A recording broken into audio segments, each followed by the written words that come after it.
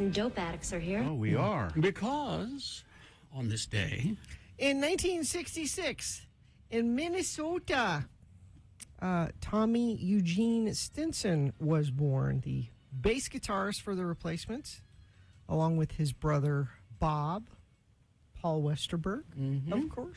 It says here about that song, after years of moderate success on the college rock circuit, the Replacements wanted a chart hit. And a record producer said, that song, I'll Be You, that will be it. It got to number 56. it was That big was it. here. Yeah. It was big here in Salt Lake. Well, moderate success with college bands and alternative radio stations, particularly this one. And the Replacements is the kind of band that's respected by other bands. You know. This is my favorite.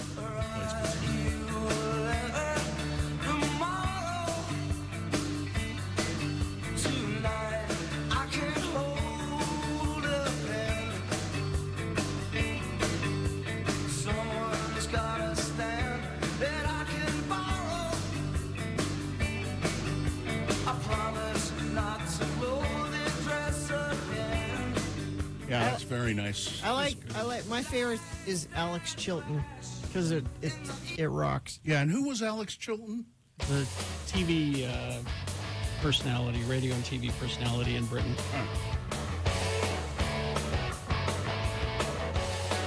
As I recall. Could be wrong. I can look.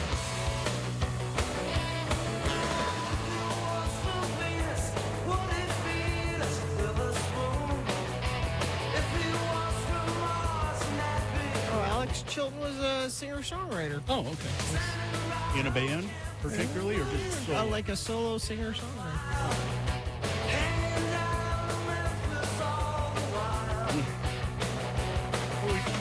Probably should have played a Loretta Lynn song. She's with my dad now. With the Angels, 90, was she 90 years old, I think? The coal miner's daughter, Loretta Lynn. And 90's a good run. 90's a great run. yeah, it's better than I'll ever do. I was reading a little bit about her and how Jack White wanted to meet her because Jack White understands, he appreciates his history. Yes. And they were talking, and she said, I have written a bunch of songs, and nobody wants to me to record them. And he said, I will make this happen, Miss Loretta Lynn. And they did. And they had a hit. And they had a hit record. They had a whole album full of them. Yeah.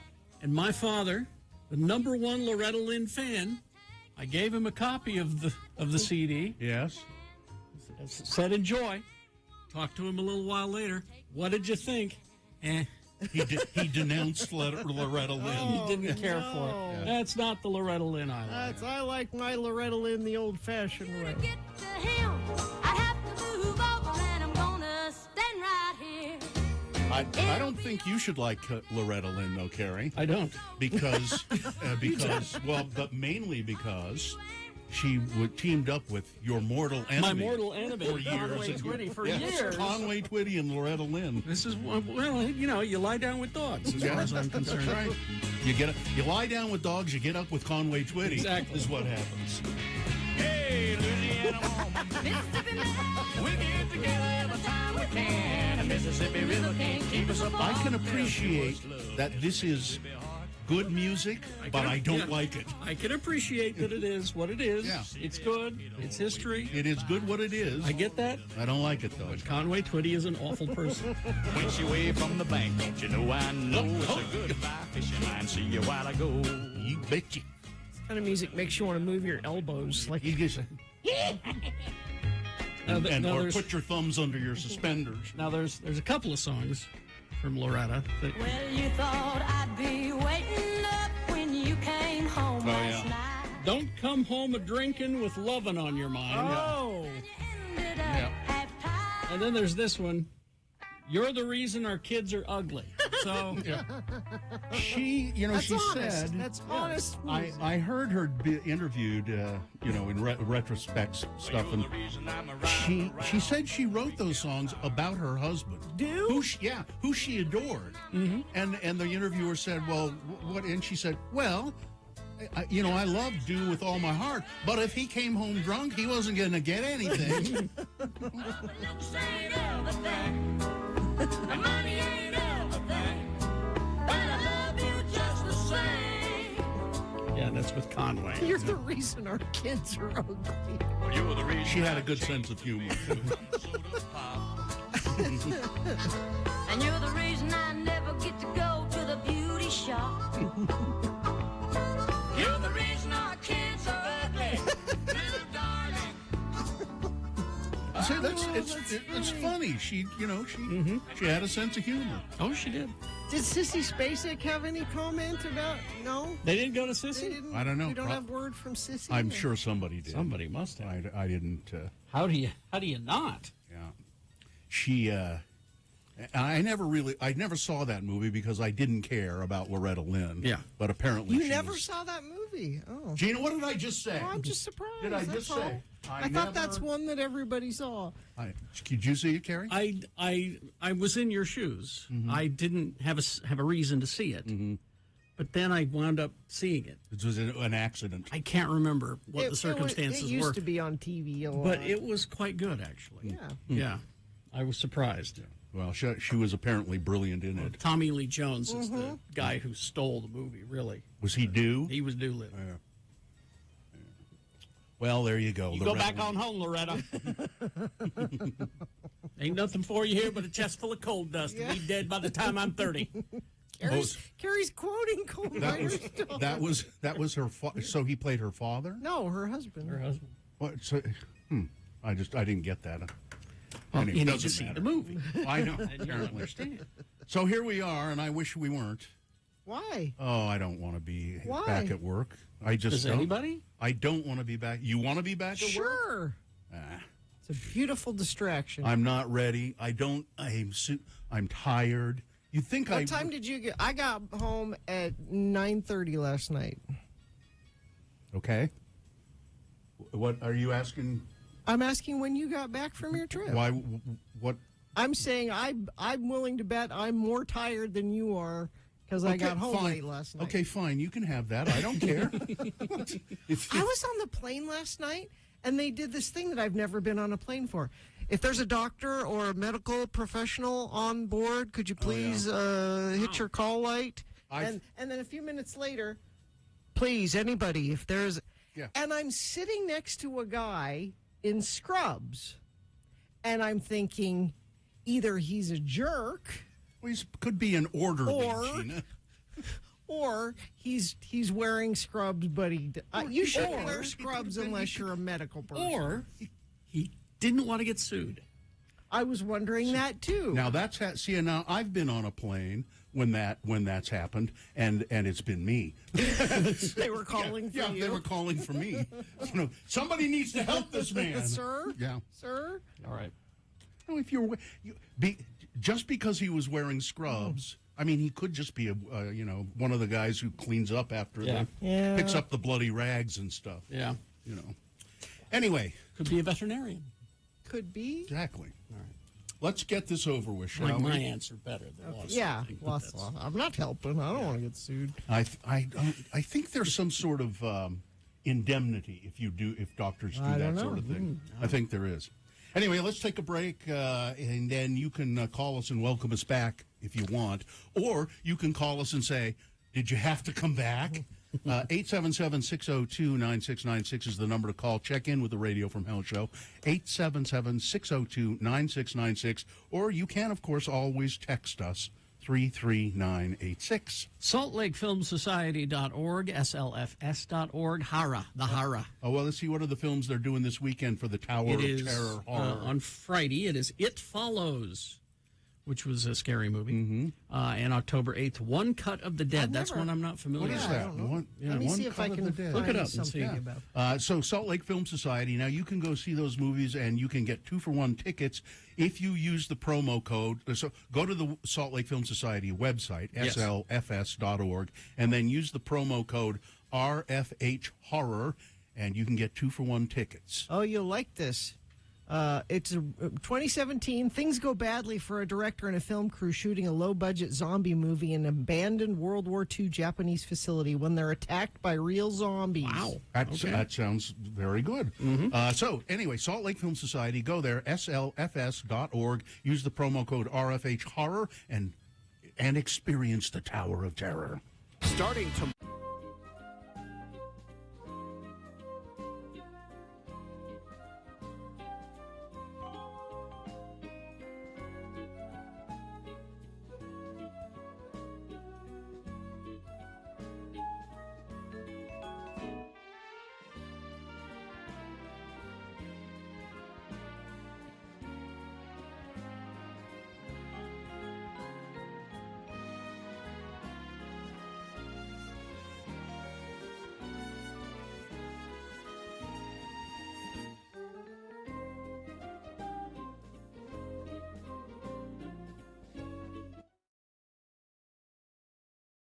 Well, I have a story for Gina to begin the news. I'm ready. Well, and I know this is a story that Gina will really like and be interested in because she sent it to me. A man who murdered his niece, a niece who was also his lover, by smashing her. What does that mean? It's a detail. Yes, it is. There's more. But wait, there's more. Is there- and it gets even better, doesn't it, Yeah. Gina? He killed her by smashing her over the head with a TV. He's been put in jail. It's Uncle Lover. Christopher Wall is his name. Was convicted of battering Haley Wall, who was his niece as well as his lover. He was been ordered to serve a minimum of 14 years behind bars. Only 14 years? A minimum. You A kill minimum. your niece who you're having an affair with a TV, and that's not automatic forever? Well, Gina, I don't know where this is exactly. I didn't. You should know. What town is this I believe in? it's in the UK. Well, then, you know how liberal they are in the UK. Christopher Wall, it says here he's facing a lifetime Oh, well, okay. behind bars. So it's a minimum of 14. It's 14 to life, I would guess. My guess is they won't let him out for a long, long time. She was found with a bloody head outside a supermarket in Bournemouth after being battered by Mr. Wall. Before she slipped out of consciousness, she was able to tell emergency crews her name and address and that her partner had beaten her. When police visited the home, they found signs of a disturbance on the second floor, including a door on the landing that was knocked off its frame and 2 long dark hairs embedded in a crack hallway up the door with a number of blood spots. Embedded in a crack halfway up the door, I should say. Officers also found a large flat-screen TV at the bottom of the stairs, and there was blood all over the flat-screen TV, and he finally said, yeah, I beat her with the... We were watching the Great British Bake Off, and she pissed me off. So, yeah, there you go. Murdered his niece, who was also his lover. Niece lover.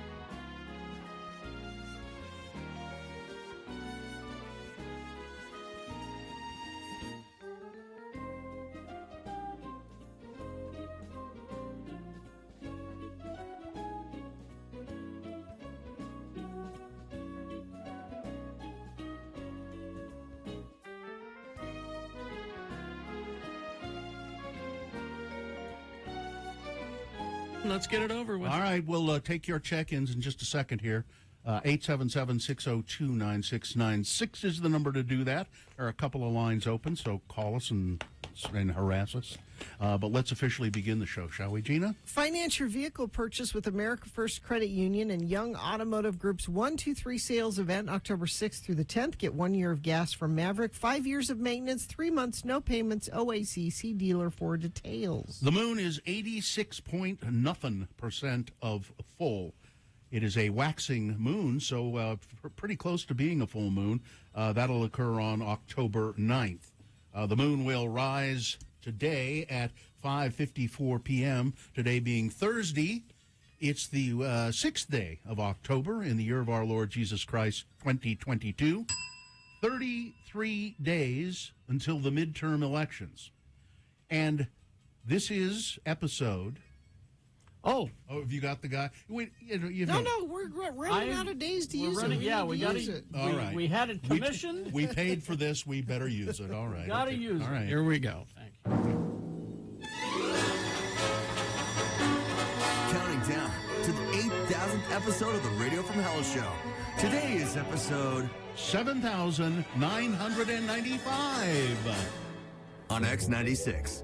That means only 5 episodes left until we reach 8,000. And I think we still have tickets available for our event, the 8,000th episode with us and Trent Harris at the Broadway. You can go to x96.com and purchase tickets there. I'm a little troubled. What's the matter? Well, today is, they say it is Bring Your Bible to School Day. Who says that? It's on the national days. I can't imagine and that. And this is the way they describe it. Okay. Bring Your Bible to School Day is the first Thursday in October, on October 6th this year, and we're looking forward to celebrating our religious freedoms as we treasure and read God's holy word. Well, you don't want to do that in the school. There's a separation there that that's important. But I can. But I would say in your backpack, if you would like to carry a Bible in that's your backpack. Okay, You ladies and do gentlemen, that. you heard it. Gina Barberi is giving you permission to carry a Bible carry in your a Bible backpack if you want. But you can sort of get rid of that taste in your mouth by also celebrating National Noodle Day. That's what I'll It's do. National Just Noodle all Day. noodles, no Yeah. specific noodle. I'm ready to celebrate by doing the best thing possible with noodles, and that's eating them. Can you believe that noodles have been around for over 4,000 years? But if you want, you can put some noodles in your backpack. Take them to school. Take your noodles to school day. All right. That's it. Go to check-ins. Have we begun? All right. Let's see. Oh, that's right. I need to do the whole schmear, too, don't I? Oh, yeah. It's Radio from Hell. That's what it is. Starring the Lords of Morning Radio, Kerry Jackson. He put on his hat, and it My work reminded hat. me. I'm Bill Allred. That's Gina Barberi, who's giving you permission to put a Bible in your backpack. Or noodles. Who cares? Katie, for short, is our producer, running the show and always on top of it. I don't know who's here today. Is it both Dawson? I see Cameron Diaz Diaz and Dawson. Both of them here today. All right. Let's go to... Oh, I screwed things up here for us. What happened? Man. I had Ranger Kate. There she is. Okay. Hi. All right. She's back. Ranger Kate is back. Hello, Ranger Kate. What's up? Oh, good Lord, I missed you. The older you are, the more you're set in your ways and you miss your routine. And when you guys are gone, it's hard. Yeah. We played some I best wish of. you all the vacation time in the world, though, so I'm glad you are taking more time. You certainly deserve it. I got a text while I was in Escalante from a listener who was commenting on something that was going on the show, saying, "Well, this can't possibly." I don't remember exactly what it was, but saying this can't possibly be da da da da da. And I texted the listener back and said, "You're hearing a best of, and I am on vacation. And I have no idea what you're talking about." And he then texted me again and said, "Well, man, you guys do a great job with those. I thought you were there in the studio." It's magic. Yeah. It's So, the magic of a recording. did you listen to some of the best ofs, Kate? I did Yeah. every day because I just listen while I'm at work. I listen when I'm getting ready for work. Yeah. And actually, yesterday, you guys replayed the first time I ever called in talking about Oh. national parks. Oh. Aw. No. That must You're a have, best of, Ranger Kate. See, wasn't that I'm the fun? best of. It was so fun. Yeah. Well, thanks for But I checking wanted in. to tell Yes. you another on this day real quick. Oh, Okay. okay. On Saturday, October 1st, it was Yosemite's official birthday as a national park. Yosemite, In oh, the 18 park. I think it meant The Yosemite entire Sam. park, yeah, not just the valley. It became an actual national park October 1st, 1890, 132 years ago. It's got a very interesting past because the valley was not part of the original park. It was still under state control, and it didn't become a part of the national park until Teddy Roosevelt was in office, like 1903. Well, you said that's pretty interesting to you, I guess. It's very interesting to me. I'm such a geek, remember? You are a national park geek. Thanks for checking in, Kate. Thanks, Kate. Bye-bye. Of course. Glad to have you back, guys. You too. Thank you. Bye. Glad to have you back as To well. Aiden. Hello. Aiden is here. Hello. Hey guys, how's it going? Good. What's up?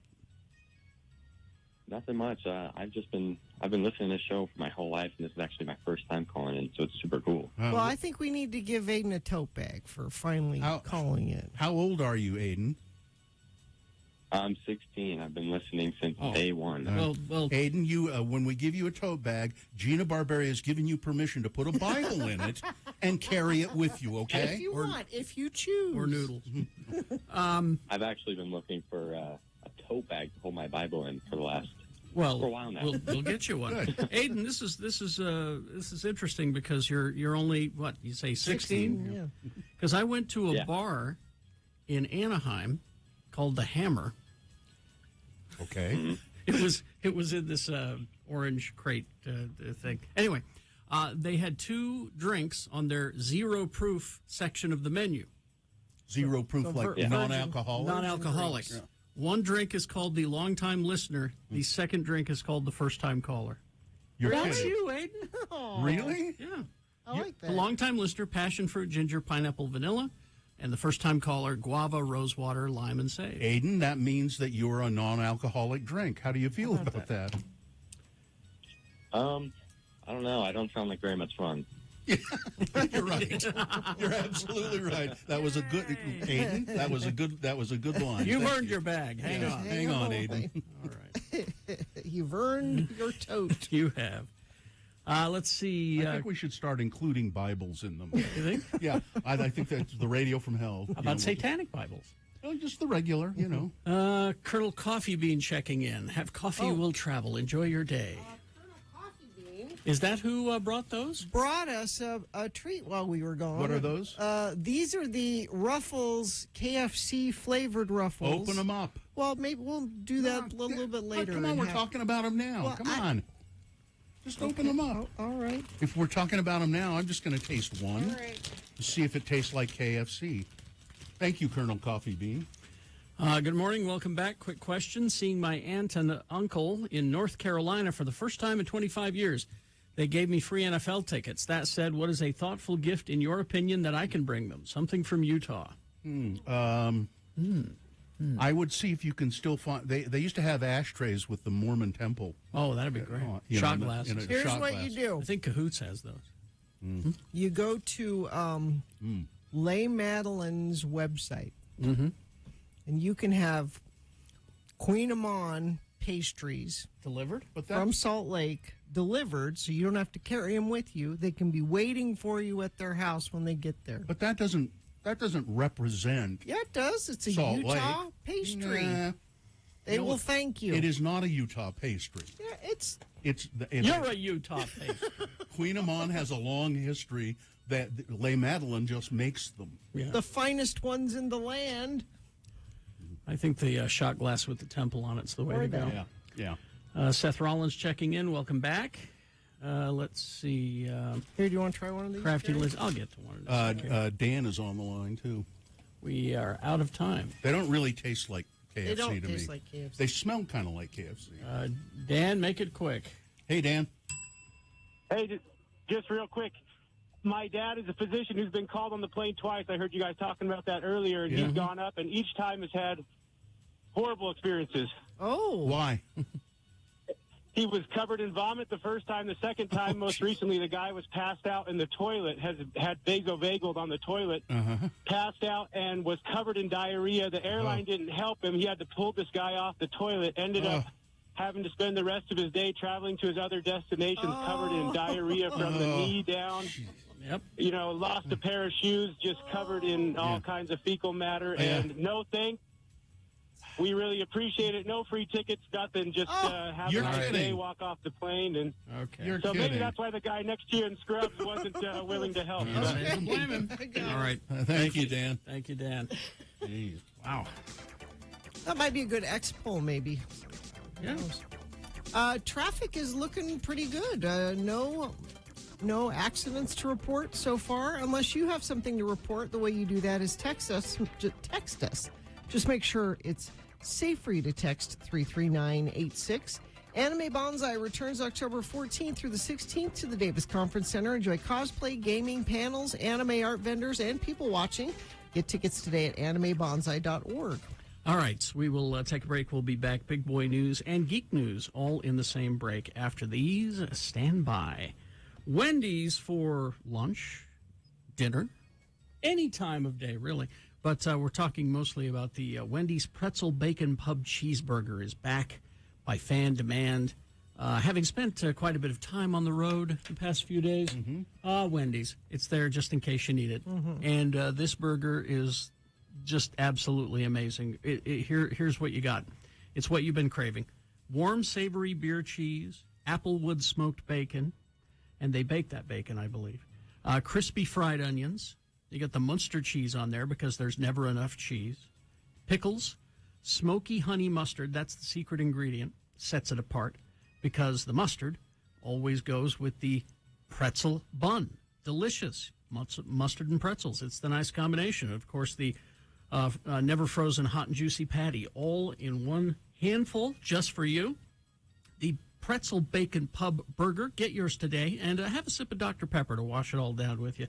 Get yours today. It's participating U.S. Wendy's for a limited time. Dr. Pepper's a registered trademark of Dr. Pepper / 7-Up Inc.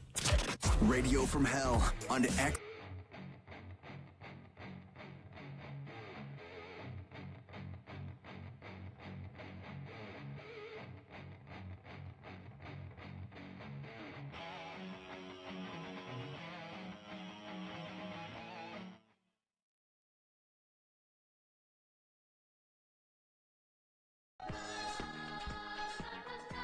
It's best question of the week. You should take advantage of this. You just email us a question, radiofromhell@x96.com, about anything. It doesn't matter, and we'll answer it. Like this question we received today that Katie will read to us right now. That's right. So this one comes from Brian. It says, recently I've watched Jurassic World, and I thought how fun it would be to have a dinosaur as a pet. Hey, me too. I've always thought this. Got me thinking, what would you have if you could have a choice of any real or fictional creature reduced down to household size as a pet? What would it be and why? I don't know. You know, I think it'd be really fun to have an elephant as a pet. But a miniature elephant? Well, yeah, but if you reduced an elephant in size to the size of a household dog or a cat or something, yeah, is it still an elephant? Sure. Who says your house can't be a mansion and therefore it's normal size of an elephant? I mean, because that's what I'd want is a normal sized. If I don't have to reduce it down, I'd like a normal sized elephant as a pet. I don't think I'd want a full sized elephant as a pet. That's hard to clean up after. But. Yeah, well, you gotta feed it. Doing a lot of shoveling there. Mm-hmm. But I don't know. I just like elephants, and I also always wanted to have a pet crow.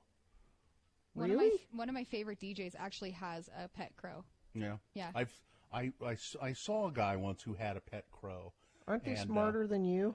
They are damn smart. They really. As a matter of fact, there's a news article there somewhere. About you have to earn today. their trust for them to actually be your pet. Mm-hmm.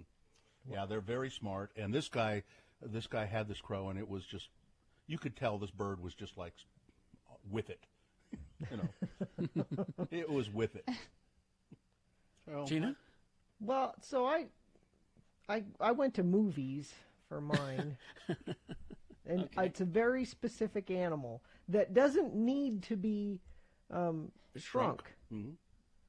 So it's It's Benji the dog, and specifically Benji the dog from the movie Oh Heavenly Dog. Oh Heavenly Dog, of course. Because what it would be is Chevy Chase inside There it is now. of a dog. Oh, but Chevy Chase is a dick. Yeah. So that dog would be a dick. Yeah, that's true. That dog would sit and tell you you're not funny. You know. Nobody's funnier than me. Mine is Chevy chasing a dog. All right. Well, my initial reaction was because you said creature, because I've always just wanted robots. I have 100 different robots I'd love to have. Mm-hmm. Well, you said creature, and I went. My initial reaction was, well, Rocket Raccoon, because he could upgrade all my electronics and everything just using scraps and steal things for you. But I don't think he'd take well to being a pet. You know, he would not respond well to that. You could call him a trash panda and he wouldn't know. But then my wife reminded me of something that I said a week or so ago. I don't know if you guys have been watching the Netflix show Ratched. Oh, it's so good. I finished it all in a day. I've watched a couple of them. We binged them. It's only like 8 episodes. Yeah. We just binged right through them, and so good. And it's the story of Nurse Ratched, who is in One Flew Over the Cuckoo's Nest. This is kind of her origin story, and it's such a great little story. Just some great acting, and it's just fun. But Sharon Stone plays a very wealthy widow socialite in it. Okay. And she has, it's not a capuchin monkey. I can't remember what kind of monkey it is. Named Miss Petunia. And Miss Petunia, this is the thing about it. Okay. Is that Sharon Stone and Miss Petunia dress identically. It's cute. So, If and I you stopped. had a monkey that you would dress him like you. I hit the pause button while we're watching that, and I said, if I were incredibly wealthy, I would have a capuchin monkey, and I would make clothes for it that looked exactly like my clothes, and we would wear matching outfits every day. Little hats. Yeah, exactly. I'd get little hats, like this little flower shirt that we got going here. I'd have an exact duplicate of it, and he would ride on my shoulder. I would love this. And people sure. could say, he's crazy, and I say, no, I'm wealthy. That means I'm eccentric. Yes. Ooh, there you go. Oh, hey, Carrie, you know that, what was that show with the kids with the powers? The show with the kids with the Are you talking powers? about Lock and Key? The something club? Umbrella Academy? Umbrella Academy. Okay. How about that chimpanzee that's in Umbrella Academy? I don't know if he'd do well with being called a pet either, really. Yeah, but it'd be cool to have him as a companion. Professor, what's his name? Yeah, he wears a butler's uniform all the time and has an English accent. Yes. A super chimp. Oh, yeah. That'd be cool. That would be easy, because he could take care of himself. Yeah, I mean, I think that'd be really nice. And he sort of is he kind of organizes the house and takes care of things in a lot of ways. Oh, in there the you Umbrella go. Academy. Umbrella Academy. I can't remember I can't remember his name. Professor something. Pogo, thank you. Pogo. Thank you, Ed, That's in the who I chat want. room. Ed in the chat room coming through. Yeah. So that's who you've chosen. That's a good choice. Yeah. I like it. So there you go. Best question of the week. See, that didn't change the world. It was just a silly question. It doesn't have to be something super serious. Email it to us, radiofromhell@x96.com. Put best question in the subject line. Or you could put, here's your damn question. Yeah. You want a here's a damn question for you. What do you think about this? Yeah. Could be that.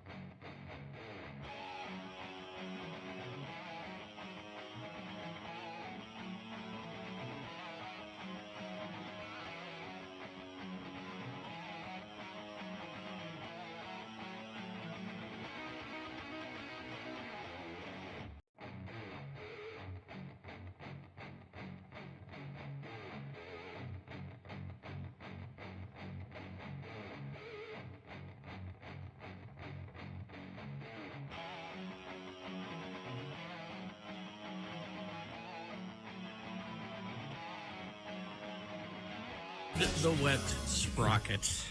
All right.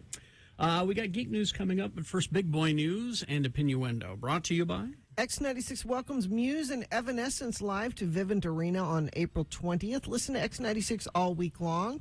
And we have tickets, and you could qualify to win a flyaway, including airfare and hotel, to see Muse and Evanescence in Las Vegas.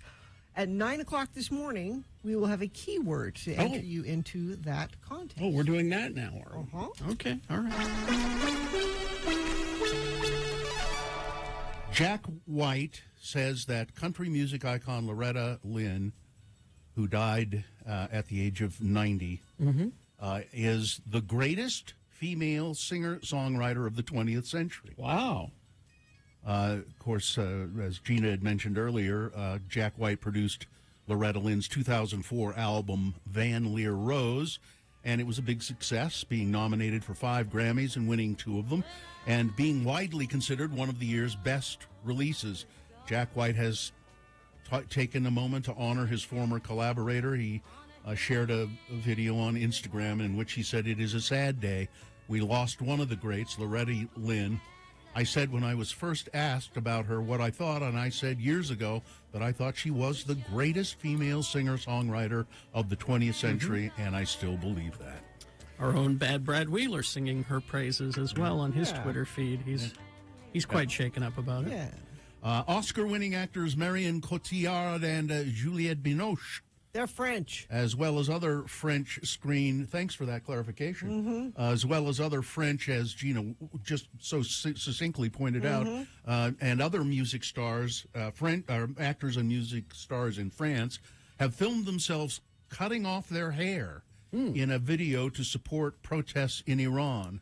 The video released yesterday on Instagram and hashtagged Hair for Freedom comes as Iran is engulfed by anti-government protests. They were sparked by the death of 22-year-old Masha Amini after her arrest for allegedly violating the Islamic Republic's strict dress code. This is really, really brave of these people that are protesting there, because what happened to the woman that they're protesting about could happen to them, too. Now some... brace yourselves. Not good stuff coming up here. 20 children were among those killed, according to local media, in the deadliest mass shooting in Thailand ever carried out. Dozens of people, most of them children, died after a gunman opened fire at a child care facility in Thailand. A former police officer. He was a former police officer, armed with a handgun and a knife. And the attacker then shot and killed himself, his wife, and their 4-year-old child, in addition to all of the mayhem that he... And then this, and then I'll get to some better, happier stuff.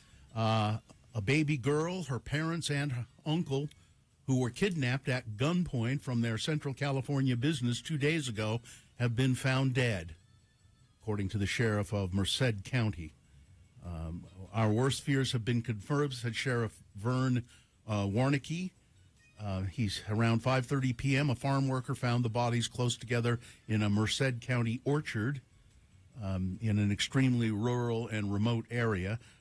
The announcement came after authorities released surveillance video of a man kidnapping the baby and the mother and father and the uncle. Authorities said they were taken by a convicted robber who tried to kill himself a day after the kidnappings, but was not successful in that. So they will try him, of course, for murder. Well, how many Utahns have gotten the new COVID-19 booster shot so far? Probably not enough, but 116,000 Utahns have received the updated COVID-19 booster, according to data provided by the Utah Department of Health and Human Services. The new booster shots, the first to target specific strains of the COVID-19 virus, have been available since early September to people 12 years and older, and soon maybe as young as 5. I don't think they've expanded that quite yet, but they probably will.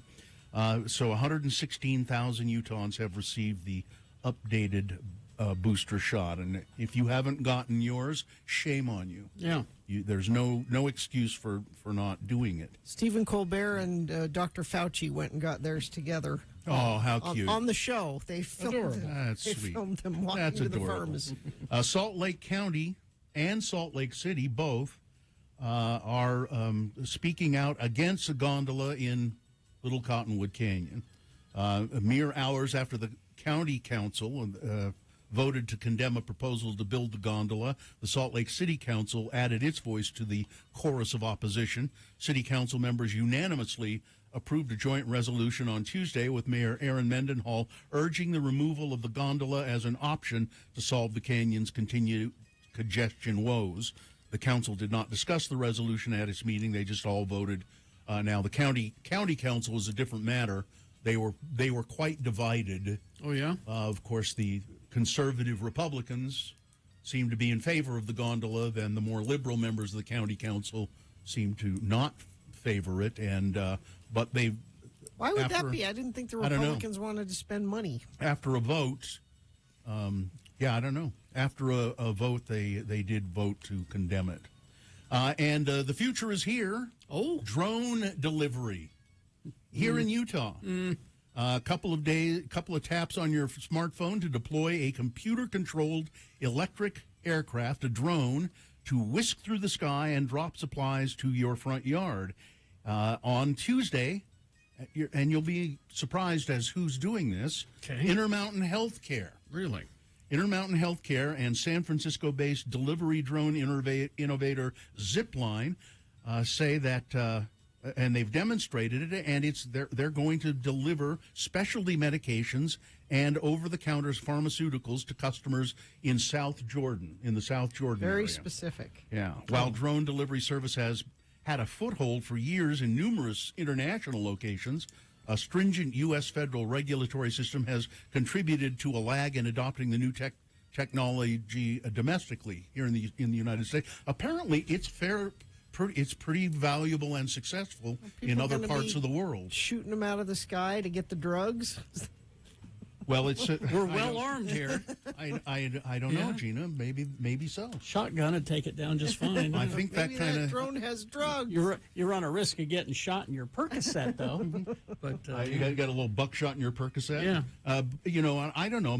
See, we need to have more Bibles. That's what we need to have to prevent this kind of thing from happening. You can have Bibles delivered via drone.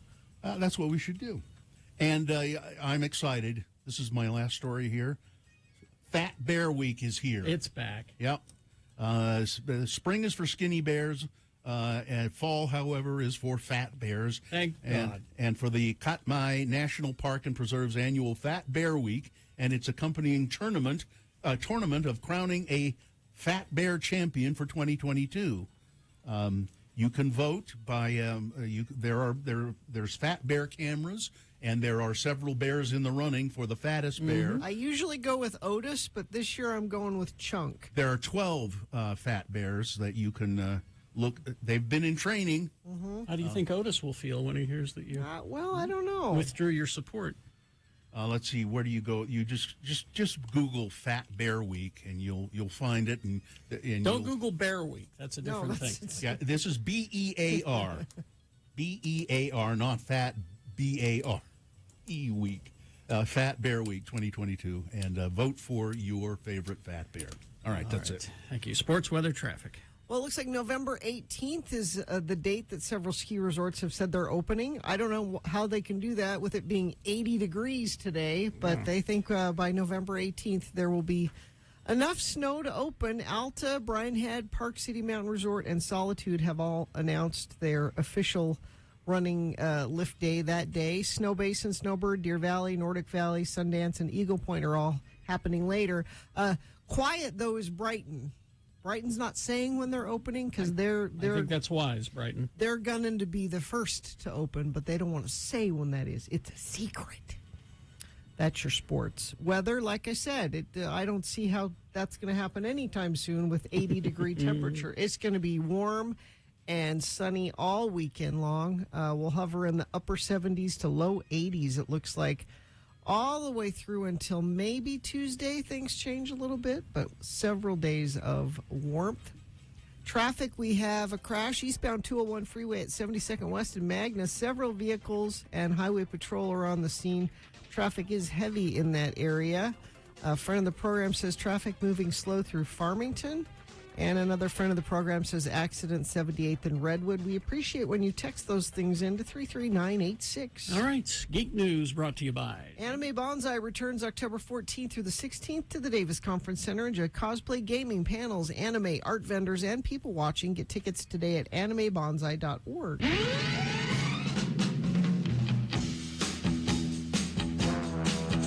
All right. Now, I watched this. So I always try to bring you a trailer to watch while you're at work, because you don't work at work. You sit and play on the internet at work. And I saw this, and my first thought was, well, this is one of those parody things, right? Mm-hmm. This is a real movie. This is a thing. It's being released in movie theaters December 2nd, starring David Harbour as Santa Claus. Oh. It's called Violent Night. I was going to say, he's not nice Santa Claus. No, he's Santa. He's nice Santa. He's Santa. Oh. You ain't driving, are you? I steer a little, but the reindeer do most of the work. This is my 4th year as a Santa. How about you? I started the whole damn thing. So he is, in fact, Santa. Okay. With the magical powers and everything. Okay. We decided that you could have one gift. Early. What is it? That is a direct hotline to Santa Claus himself. I can talk to Santa. All right, revelers. Now, what happens? Welcome to your worst Christmas. What happens when robbers break into your house on Christmas Eve? You have $300 million in your personal vault. That's what I want for Christmas. Well, then Santa arrives to do his Santa thing. The robbers are there. Oh, I see. Santa taking care of business? Santa has to take care of business. All right. It's called Violent Night. Trouble, okay? It's like Santa with a shotgun. That chimney. It's ass-kicking Santa. It's ass-kicking Santa. Okay. David Like a Harbour. typical mall Santa. Santa, are you there? So Santa has to take care of the robbers while the family's in the panic room. Okay. So it's real, and it's rated R, and it's called Violent Night, and it's bound to be a new Christmas classic, I think. I hope people enjoy it. Yes. Santa Claus is coming to town. I mean, it's For some season's beatings. season's beating. I mean, yeah, that's where it's going to suffer, is the bad puns. How are you? Oh, they can't help it, though. Yeah. Boss, what if he really is the real? No such thing as Santa. Anyway, He's going to deck the halls. he's going to deck the halls. Yeah. On my naughty list. You're on the naughty list. Yeah. And what do you do to the naughty ones? I give him a lump of coal. Yeah, well, Yeah. He puts a grenade down the guy's trunks and yeah. There you go. this is the whole movie. This I is the think. movie. It's I think essentially we just saw the movie. it's Santa Die Hard. Maybe you don't need to see the movie. No, I don't think so. I think that's all I need right there.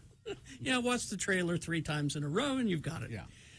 Let's see. Of course, the Geekosphere is buzzing about 2 things, and of course, it's always these incels that are the problem here. She-Hulk star Jamila Jamil calls out hostile viewers who slam the She-Hulk show. She did this on Twitter. She posted a video of herself casually eating McDonald's fries in character, in her costume, as Titania, in Times Square, adding the caption, "Waiting for the final episode of She-Hulk, like," and there she is. Yeah. When a male Twitter user implied that he wasn't waiting for the finale, she responded, "Lol, why are so many men upset? Are you all okay?" The next day, she doubled down with her support of the show by tweeting in part that She-Hulk didn't stick to any old formula, and we still made it to #1 in the ratings, and we had a blast making it. To be clear, it's absolutely fine if you personally don't like She-Hulk. I know it doesn't appeal to everyone. Some people effing love it. But can we all agree that you don't need to be so hostile when you express your feelings to me? We're all fans. Let's talk nicely. Yeah. But this is not the only time that she's clapped back at these bad fans. The other thing that everyone's excited about, well, I'm excited. My suspicions have been confirmed. What? Scooby-Doo? Yes. Velma? Yes. Oh, yeah. Oh. Oh, yeah. Oh, yeah. Oh, yeah. Yeah? Yeah. In the upcoming film Trick or Treat Scooby-Doo appears to confirm fan speculation about Velma's interest in women. Yeah. The HBO Max new movie made available for purchase via digital platforms on Tuesday. Footage is circulated. A number of viral posts focus on fans' elated response to the scenes showing the bespectacled sleuth.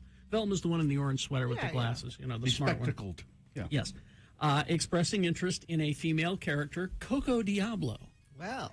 After Velma seems smitten upon meeting Coco, the fashion designer with a criminal past, Velma's friend Daphne says, "I didn't know convicted felons were your type." Oh, okay. That leads to Velma's flustered reply, "What? Type? Me? Please, who has time for a type? We have our work cut out for us, and I'm focused like a laser on..." Okay, who am I kidding? I'm crushing big time, Daphne. What do I do? What do I say? Okay, there we go. So there it is. So there are your fantasies fulfilled. Exactly. Now, here's the other thing. James Gunn wrote a Scooby-Doo movie back quite some time ago. And he tweeted out, he has since deleted the tweet. He says, Velma was explicitly gay in my initial script, but the studio intervention led to my sense of this being removed from the version of the movie that hit theaters. And he has since deleted his tweet. All right, so there's that. Now, finally, this. Tomorrow, we're getting our first Marvel horror project. I've been telling you about this for a while, and I showed you the trailer. Werewolf by Night. Oh, yeah. Was a comic book in the 70s. And Michael Giacchino wrote and directed this.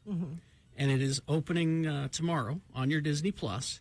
He thought that it would be rated TVMA, not TV-14, because it's apparently very violent. Okay. But it's in black and white. So if you don't show blood, you don't get the high rating. But it could still be pretty violent in black and white. It's 53 minutes long. Follows, again, Jack Russell, who, along with other monster hunters, arrives at Bloodstone Temple in order to compete for the estate's most sought-after relic. It's Marvel's scariest and bloodiest tale to date, landing a TV-14 rating. He said, "We always assumed it would be TVMA. But I wasn't always involved with what was happening on the end in terms of ratings and all that. But I am sure that you are absolutely right that the black and white did help us get a certain range." Now, reviewers who have seen it said it's very violent and very bloody, but because it's in black and white, you don't see red blood, and there's the distance. Doesn't that seem strange? Yeah. There's no red blood in Psycho. Yeah. It's strange to me. Anyway, so there you go. That's tomorrow for your Halloween viewing. Your Disney Plus. Traffic, please. So crash 13 south near the I-15 ramps, affecting traffic in all directions there. Use caution through that area. Crash eastbound 201 freeway 72nd west in Magna. Several vehicles and highway patrol on the right shoulder. Traffic is heavy through that area. And text us if you see something, only if it's safe for you to text, though, 33986. Thank you very much. We will take a break. We will be back. Bill was actually starstruck. I was tongue-tied almost. I am curious to hear. And Boner of the Day also coming up. Stand by for that. HasterGames.com is the website. But they'd encourage you to go down and visit them. They're open 7 days a week, after all, at 6831 South State Street, Monday through Saturday, 11 a.m. to 8 p.m., and Saturday, 11 a.m., 8 p.m. Monday through Saturday, 12 p.m. to 5 p.m. on Sunday. Okay, so there you go. But they are open 7 days a week, and you can check out the new inventory this week at Haster Games in Midvale. They specialize in the Pokemon, Magic the Gathering, Dungeons & Dragons type of games, but they also have a large selection of family games that you can try as well. You don't have to buy it and then try it. You can try it and then decide whether you want to buy it. The newest Unset for Magic the Gathering arrives tomorrow. Unfinity features zany mechanics which completely alter the gameplay of standard Magic matches, bringing you a whole new way to experience this fantastic game. So check out the great new inventory this week at Hastur Games in Midvale. They have always been located at 6831 South State Street. Hastur has it. Hi, I'm Todd Newcomb, program.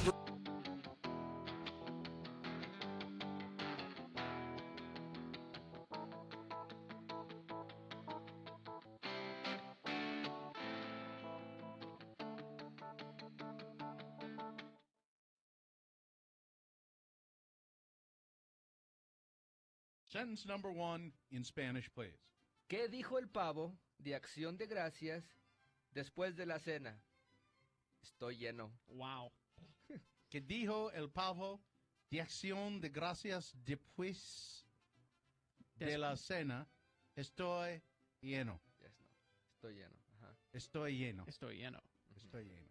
¿Qué dijo el pavo de Acción de Gracias después? Después.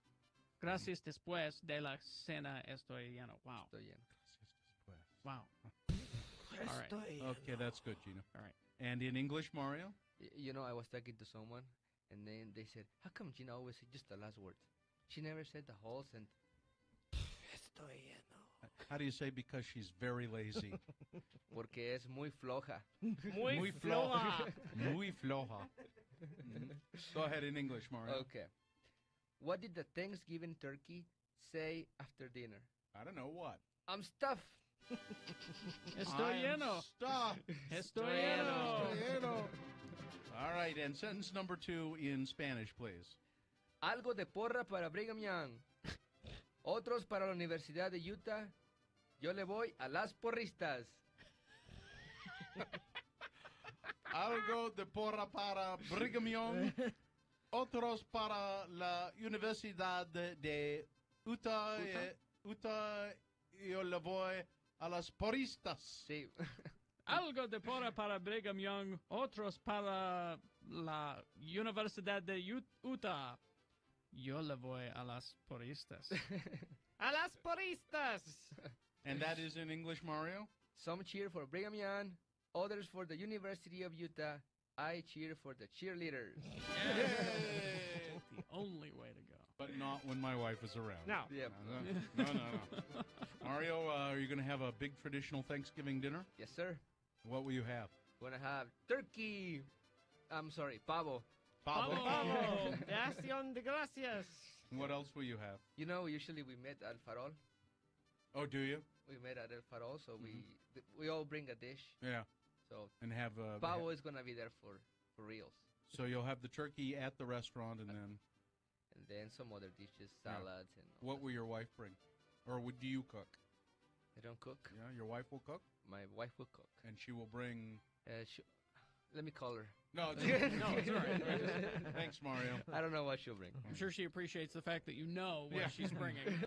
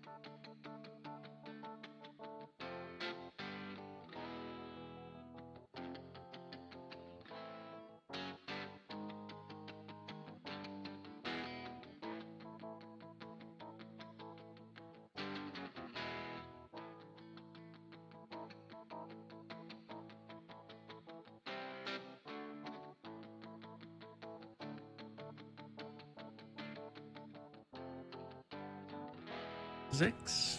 I was in Escalante to visit some old friends. We gathered there as a sort of, I don't know why we chose that. Well, one of my friends was in Escalante for an art competition, an art festival that they have every year. Mm-hmm. And then this guy I hadn't seen for 50 years, since 50 years. Yeah, about that. He flew into Las Vegas, and he and his son then drove to Escalante, and so it was great. It was great seeing them and hanging out with them, and it's funny how, you know, people that you were really good friends with years ago, you can get back together with them. You haven't seen them for a long time, but it's almost like no time has passed. It's, I mean, you spend a lot of time kind of catching up, but then reminiscing, and it's great. Anyway, we're hanging out in Escalante, and we decide we're going to go to we're going to have a couple of drinks and then go to the Escalante Rock Shop. Oh, and look at rocks. You know. Like that's just it's a rock. just You know, what it says. what a rock shop. You know, and it's somebody selling different kinds of rocks. You know, I got a rock polisher. Yeah, geodes and, you know, agates and all kinds of stuff. And so the Escalante Rock Shop, Minerals, Marie. Yeah, run by Scott Nelson. And he was a really nice guy.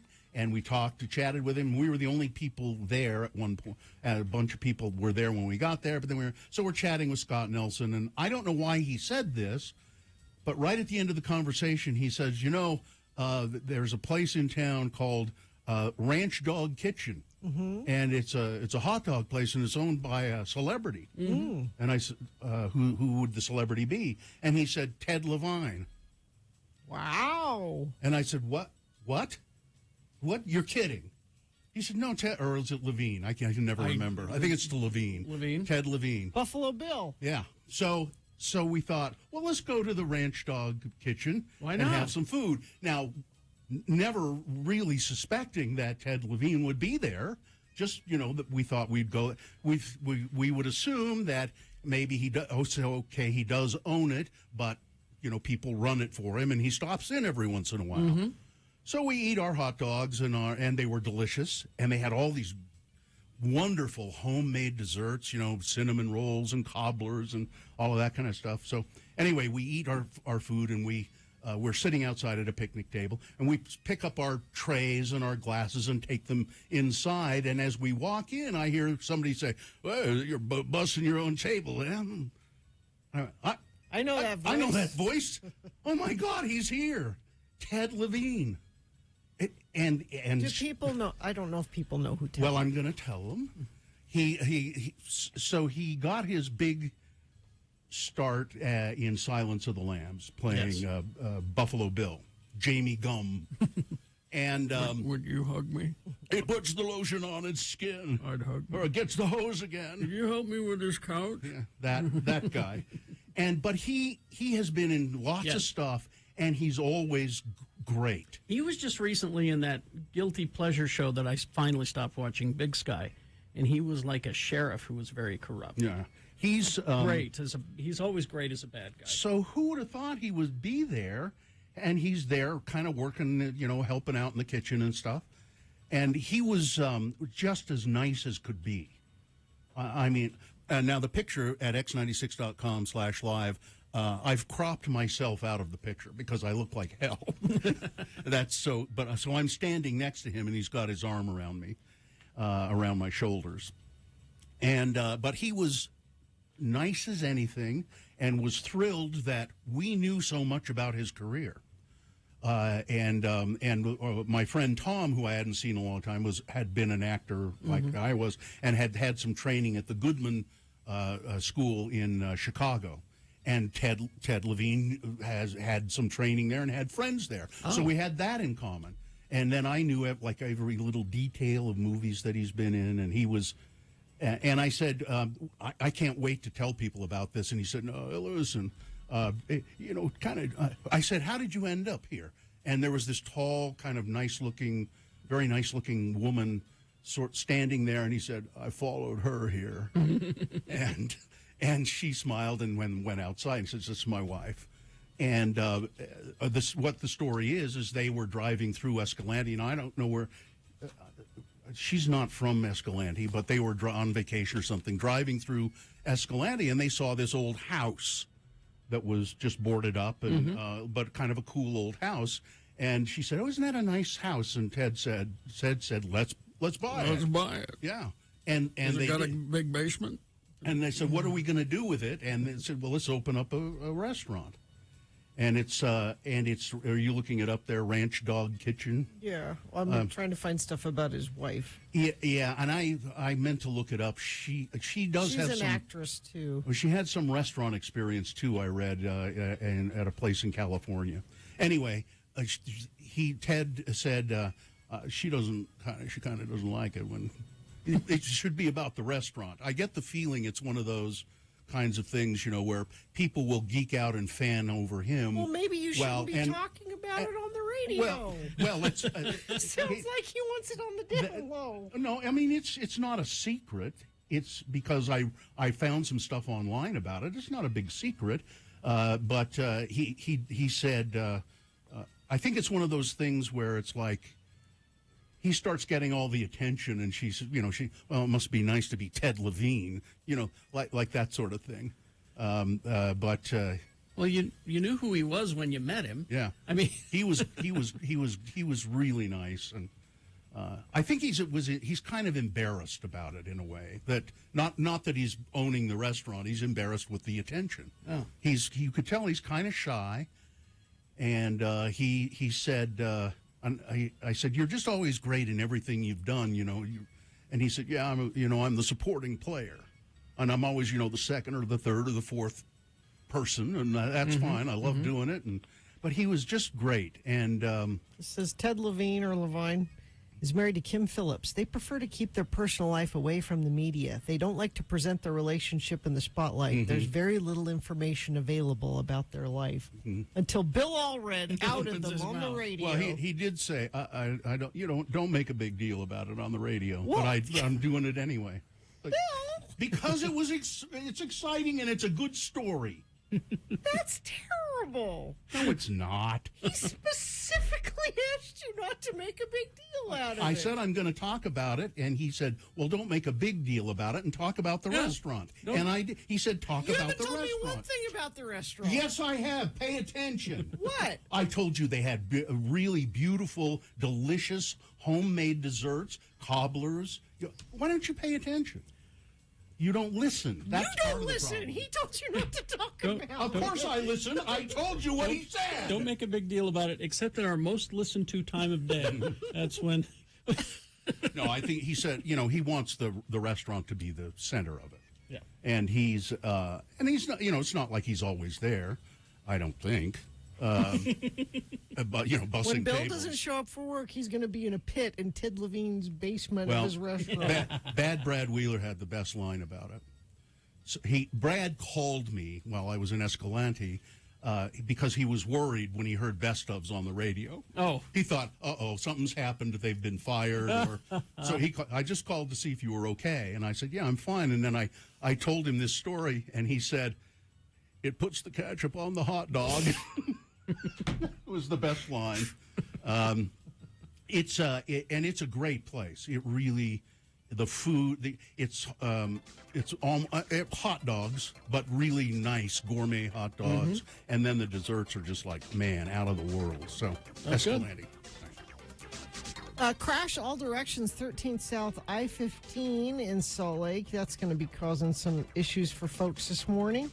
And let me check our message stream, see if anybody else has seen anything. No, but if you do see something, people are asking for the keyword for cash. We're done with that. That contest is not happening anymore. So, but you can text in questions like that if you have them, or traffic if you see it. 33986. The downtown Salt Lake Farmers Market is open Saturdays from 8 a.m. till 2 p.m. at Pioneer Park, featuring locally sourced produce, meat, eggs, baked goods, packaged foods, unique specialty items. Learn more at slcfarmersmarket.org. Here are the boner candidates you're going to start voting for in just a minute. Number one, here's the thing. The polls show him running even with his Democratic opponent. Boner candidate number two, Trump versus Zombie Washington and Zombie Lincoln, and boner candidate number 3. You know, it's curious that this guy was at a Paramore concert. All right, boners coming up. Big boy news all on the way. Stand by. Brooklinen.com for everything you do in bed. Check out brooklinen.com today for their luxurious home and bedding essentials. Use the promo code X96. That will give you $20 off plus free shipping on your purchases of $100 or more. Now, Brooklinen knows that your bed is made for much more than sleeping. I mean, there's binge watching, for example. Sure. There's Eating toast. Working from home. The list goes on. But for everything that you do in bed, do it with the highest quality sheets, pillows, and bedding from the home of the Internet's favorite sheets. And it's not just the bedding stuff. They've got robes. They've got bath towels, loungewear. You need that for the binging and the working from home. All of that stuff. And this is all good quality stuff, and I love my Brooklinen sheets. Go and take a look and see for yourself what they've got. They've got over 100,000 five-star reviews for everything you do in bed. Check out brooklinen.com today for the luxurious home and bedding essentials. Use the promo code X96 for $20 off plus free shipping on your purchases of $100 or more. That's BROOKLINEN.com and the promo code X96, $20 off plus free shipping. Catch up on missed Radio from Hell shows? Well, that's what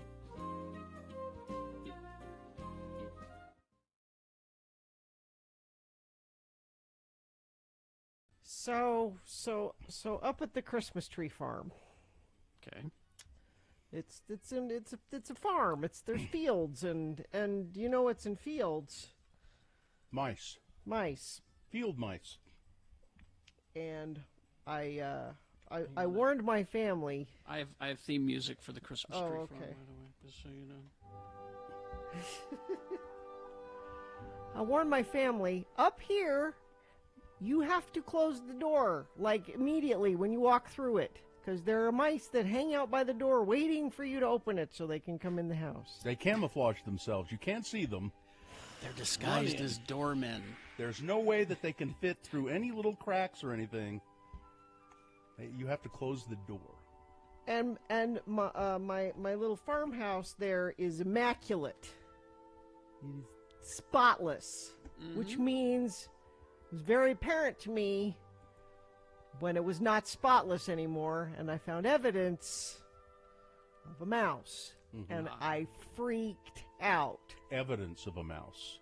It was his poop? Poop? Yes. Mouse poop? Scat? Yes. So droppings? Yes. So clean them up, and my husband said, "I'll set some traps. And we'll get him. We'll get him." Well, that was a couple days ago that he set the traps. Now I am heading up there as soon as we get off the air here to go meet Zero Riz because this is not a commercial, by the way. I know it's not because I need the place. Because of a few mouse droppings. Yes. Yes. Why don't you just get a flamethrower? But what my point is, or a cat. Yeah. Joe set the traps with peanut butter. That's what made me think of this. Because they like the peanut butter.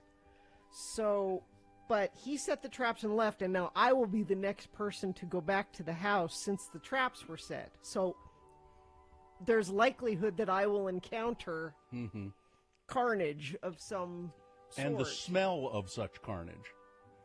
Because they sit for a few days, they start getting ripe. So this is what my afternoon holds. This has been on your mind and bugging you all morning. Yes. Worrying you all morning long. And what do I do? And if it's there, what? I don't want to touch it, but I can't leave it there. Okay, get a shovel. If you're going to throw away the trap, are you going to throw away the trap? Yeah. Oh, I think. I don't know. I don't want to separate the mouse from the trap. A lot of people, you can reuse them. No. You know, I mean, if you're brave enough, you don't need to wear gloves or anything. Just wash your hands thoroughly when you're done. But just release the little critter into the garbage and then... See, this But- music is all idyllic, and that does not pair with what Yes. what awaits me. This is the idols of nature, Gina. This is what it is. All right, let me see if I can find here. This is okay. This is the new farm music, then new Okay. farm theme. Well, Gina, maybe you can appeal to the. Why don't you be the weak damsel who doesn't know how to deal with things like this, and say to the zero res man, because I'm sure it'll be a man. Yeah. Oh, I just don't know how. Oh, and he'll say, "Oh, I'll take care of it for you, little lady. Don't you worry." That's stars. What? Yeah. I'll faint on the couch. The damsel in distress. Yeah. Okay, so if you're not willing to get a cat, No. okay, you're not willing to get a cat, No. then you need to call the rat catcher and get one of these traps that I have, 3 of them set up in our backyard. Yeah. And I haven't seen rodents for a couple of seasons now. Really? They're this poison bait inside.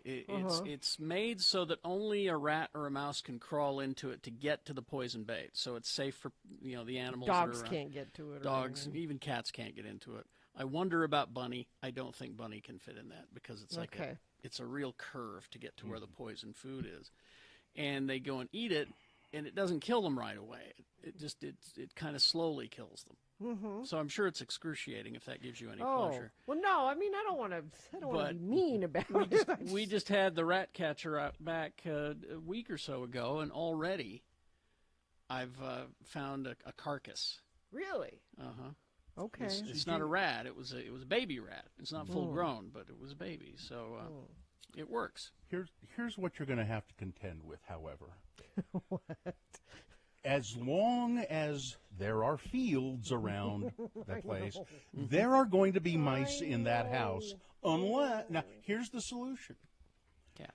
You and your you continue your real estate holdings, your greedy developer holdings, and you buy up the farmland that's Oh, really? around and pave it and put up a convenience store. There you go. Also, I pave paradise and I'll put up a parking lot. How about that? Exactly. Cat'd be easier, but But the cat, you can't leave the cat there No, alone. I can't. We don't live there full time. that'd be so I fine. can't. Cats are fine. So Yeah. you will have that problem. There's an owl that lives in the tree outside, He which gets was a really few. Yeah, Mm-hmm. I would think he would take care of it, but Well, play the damsel in distress and say, Okay. "Oh, Mr. Owl." could you please? I'm sorry, I only eat all-day suckers. The ones with the Tootsie Pops in the center. That's all I eat. Was there an owl doing Would it you like to know how many licks it would take to get to the inside of a Tootsie Pop? with an owl 3. tongue? Yes. 3, I discovered. Do owls eat Tootsie Pops? Yes. Don't you know the classic commercial? I don't remember that. No. Mr. Owl, how many licks does it take to Really? get to the... Let's find out. 1, a 2, a 3, crunch, a 3. I don't remember that. I don't know how you forgot it. Classic.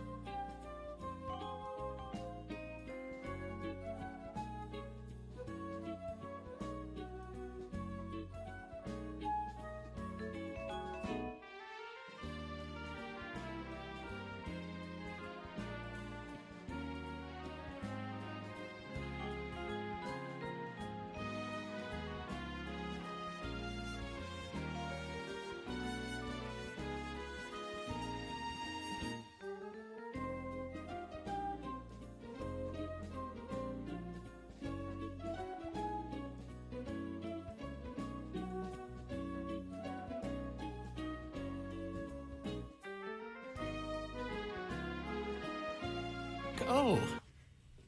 Seagulls. Seagulls. Seagulls, yeah. Seagulls. Seagulls. Yes. Seagal. Not Seagulls. Not Seagulls. Seagulls. Yeah. George Seagull. A flock of George Seagull. A flock of George Seagulls. All right. All right.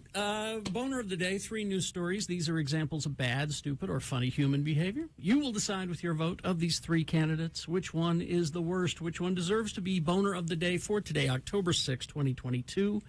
We'll give you 2 candidates now, a third after the news. Once you've heard all 3, you'll vote. One of you lucky random boner voters will receive. Tickets to Nightmare on 13th, back for the 2022 season, featuring 2 attractions, including the brand new Institute of Terror. Here's boner candidate number 1. All right, folks, here's the thing.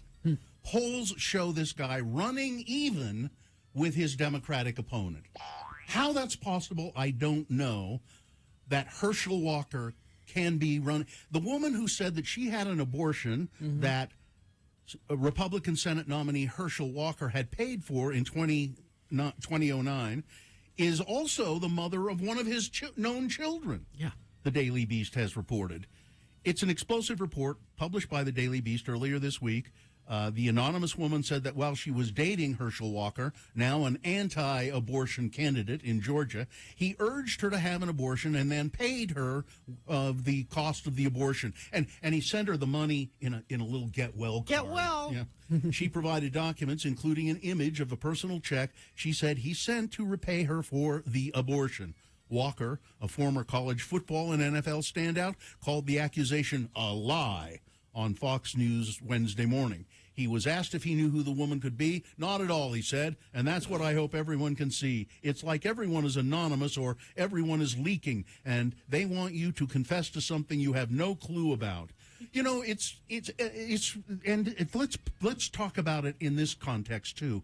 Herschel Walker's son has said, "Do not vote for my father." Yeah. He's terrible. And he's being used. Herschel Walker is being used by the Republican Party. First of all, he was Trump's pick, so the Republican Party is afraid to say, no, Mr. Trump, that's not the way to go. So it's Trump's pick, so they got to get behind him. They knew about this abortion. Yeah. Of course. And they just assumed no one would find out.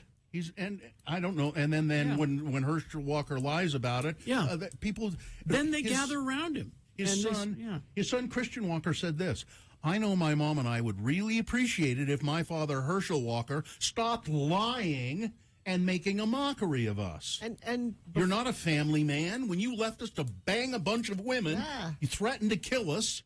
And had us move over 6 times in 6 months, running from your violence. Now Christian Walker is a turd. Don't be fooled by his own. Even turds can be. Right, well, because people are saying, "Oh, but Christian, he's a turd." But even that turd is saying, "My dad is terrible. My dad's a bigger turd than I am." But I can't remember who it is. I think she might have been from the NRA or something. But she said, "It's." Oh, is it in the story? But it's that NRA woman. Yeah, you're right. Dana Loesch. Dana Loesch. Yeah. She said it out loud, and this is the fact. I don't care if Herschel Walker aborted 100 baby eagles. Yeah. I want control of the Senate. And that's what this is all about. Yes. The Republican Party knows they can just tell Herschel what to do and not actually do the job. Anyway, so it's not about competency. It's about power grab. That's what they're all about. That's boner candidate number 1. Oh, and Carrie, I think she pronounces her last name, and I only know this because she used to have a radio show, and I heard her once. I think it's Dana Lash. I say Loach because it rhymes with roach. Yeah, it looks like Loesch, but I think she says Lash. Here's boner candidate number 2. I just don't know where. Trump versus Zombie Washington and Zombie Lincoln. This is hilarious. Former President Donald Trump made a claim on yesterday, I guess it was, that was wild by even his lofty standards. Yeah. He said he would have not only defeated an undead George Washington and Abraham Lincoln in an election, but would have wiped them out in a historic landslide. Here's what he said exactly at a Hispanic leadership conference in Miami. Quote, "This is funny. I remember very famous pollster, very well known, John McLaughlin. He came to my office just prior to the plague coming, and he said, 'Sir, if George Washington and Abraham Lincoln came alive from the dead and formed a president and vice president team, you'd still beat them by 40%. That's how good our numbers were. First of all, McLaughlin's wrong about 30% of the time. Notably, Trump did not mention the condition of the zombie presidents in his wild scenario. Exactly. Well, let's factor that in. The shock of that would be. And and as I look at this, it's such a bizarre thing to say, but then I think, you know what? Maybe he would, because he's all of that other stuff, and he still won the presidency. So I don't know. Maybe he would beat him. Boner candidate number 2, Trump versus zombie Washington, zombie Lincoln. Coming up in a moment, Boner candidate number 3. It's curious that this guy was even at a Paramore concert. Boner candidate number 3, right after this big boy news and Opinioendo, brought to you by... If you're into Magic, Dungeons & Dragons, or Pokemon, Hastur has it. Hastur also has dice, miniatures, lots of entertaining board games. Go check them out. Hastur Games, 6831 South State. Open Monday through Sunday. Get store hours and more at HasturGames.com. Nicolas Cage, it says, according to this article, didn't get the Best Actor nomination that he deserved for Pig, which you saw and said was really good. Yeah, every once in a while he steps up and reminds you that he can act. But at least he got paid, unlike the movie that actually won him an Oscar, Leaving Las Vegas. He didn't get paid? Apparently, writer-director Mike Figgis told It Happened in Hollywood podcast that Nick Cage was promised $100,000 to star in the 1995 drama, where he plays a suicidal alcoholic who falls for a sex worker, Elizabeth Shue, in Las Vegas. And apparently he's still waiting for the money. According to the director, Mike Figgis, Lumiere Pictures said the film never went into profit. Figgis says, I was not paid either. Even though it grossed $49.8 million worldwide on a reported $3.5 million budget, they still say the movie didn't get into the profit column, and so we didn't get paid. He said, my career took off from that, the next film I did, and I got really well paid. And within a year, Nick was earning $20 million a film, so that it was all good in the long run, but they never paid us for it. Evan McMullen is suing Club for Growth Action and local TV stations over a misleading attack ad, arguing that the doctored video makes it sound like he called all Republicans racists and bigots. The lawsuit was filed in 3rd District Court in Salt Lake, contends that the conservative super PAC, that's the Club for Growth Action, distorts old footage and audio to make it sound like McMullen accused all Republicans of being racist and bigots. Mr. McMullen never said this. On the contrary, his public work has been centered on earning the trust of Republicans and conservatives in this state and throughout the country. Mr. McMullen does not hold to the sentiment wrongfully put in his mouth by defendants and did not ever express that view, according to the lawsuit. They edited the audio. Yeah, they didn't just take it out of context. They edited it to make it sound like he said that. The doctored video is intended to deceive Utah voters so that they won't hold Lee accountable for his failed time in the Senate, McMullen said. Anyway, he's suing them for he's suing the TV stations for running it, which I think is interesting as well. Dr. Oz, I could have made this a boner candidate maybe, but it's too horrible. There's still some question whether he really, knew about this. He probably did, but there's still, nobody has placed him at the scene. But Dr. Oz, the Republican nominee for the U.S. Senate in Pennsylvania, is facing accusations over his treatment of animals, following a report that dozens of his experiments at Columbia University resulted in the deaths of hundreds of dogs. The issue went viral after Jezebel published a report Monday about Oz's time at the Columbia University Institute of Comparative Medicine Labs, where he served as a principal investigator for a number of years between 1989 and 2010. He published the results of 75 experiments that involved 1,027 animals. Of those experiments, at least 34 killed about 329 dogs, 2 killed 31 pigs, and 38 killed 661 rabbits and other rodents, Jezebel reported. Questions over the treatment of the animals in research that Oz oversaw at Columbia date back to the early 2000s. Apparently, these animals were not just used for medical experimentation, but were then not euthanized, but left in pain and dying. Somebody reported seeing a dog with its still alive, but having its chest cavity open. And also, many physicians or many lab workers are saying the efficacy of even using dogs for this kind of thing is certainly questionable. It would have really no great medical benefit to do it.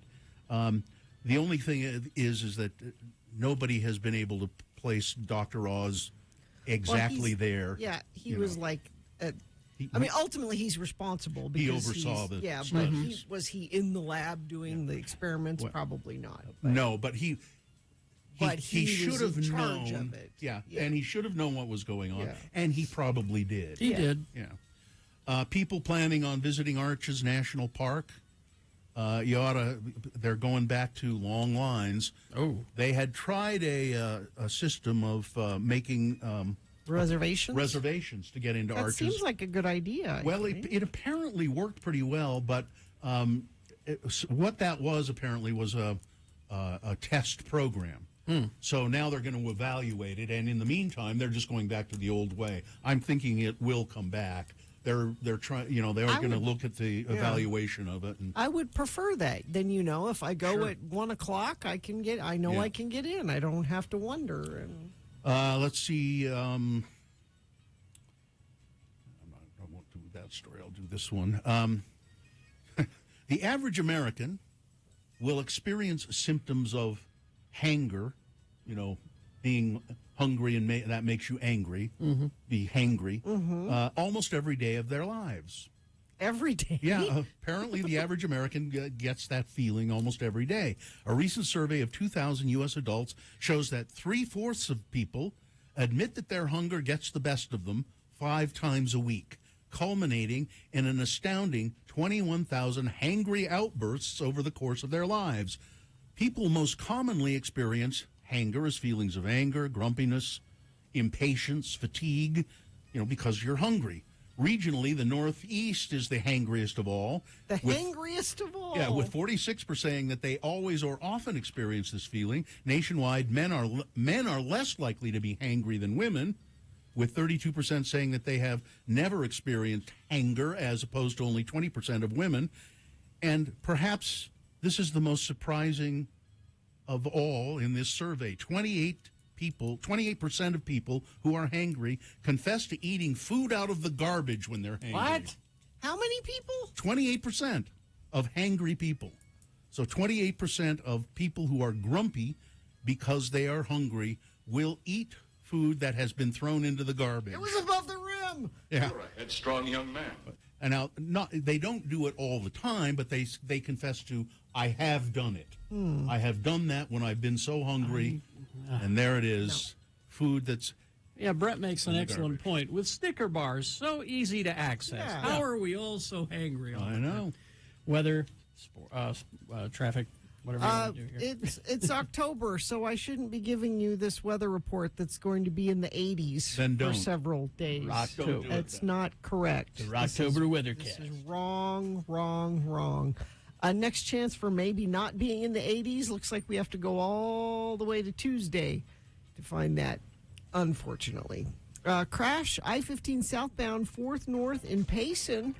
Vehicles are on the right shoulder, it looks like there. Crash 13 south near the I-15 ramps. It's affecting traffic in all directions, although that's been there for about an hour and I haven't seen an update. If you have an update about that would be helpful. You could text it to us, 33986.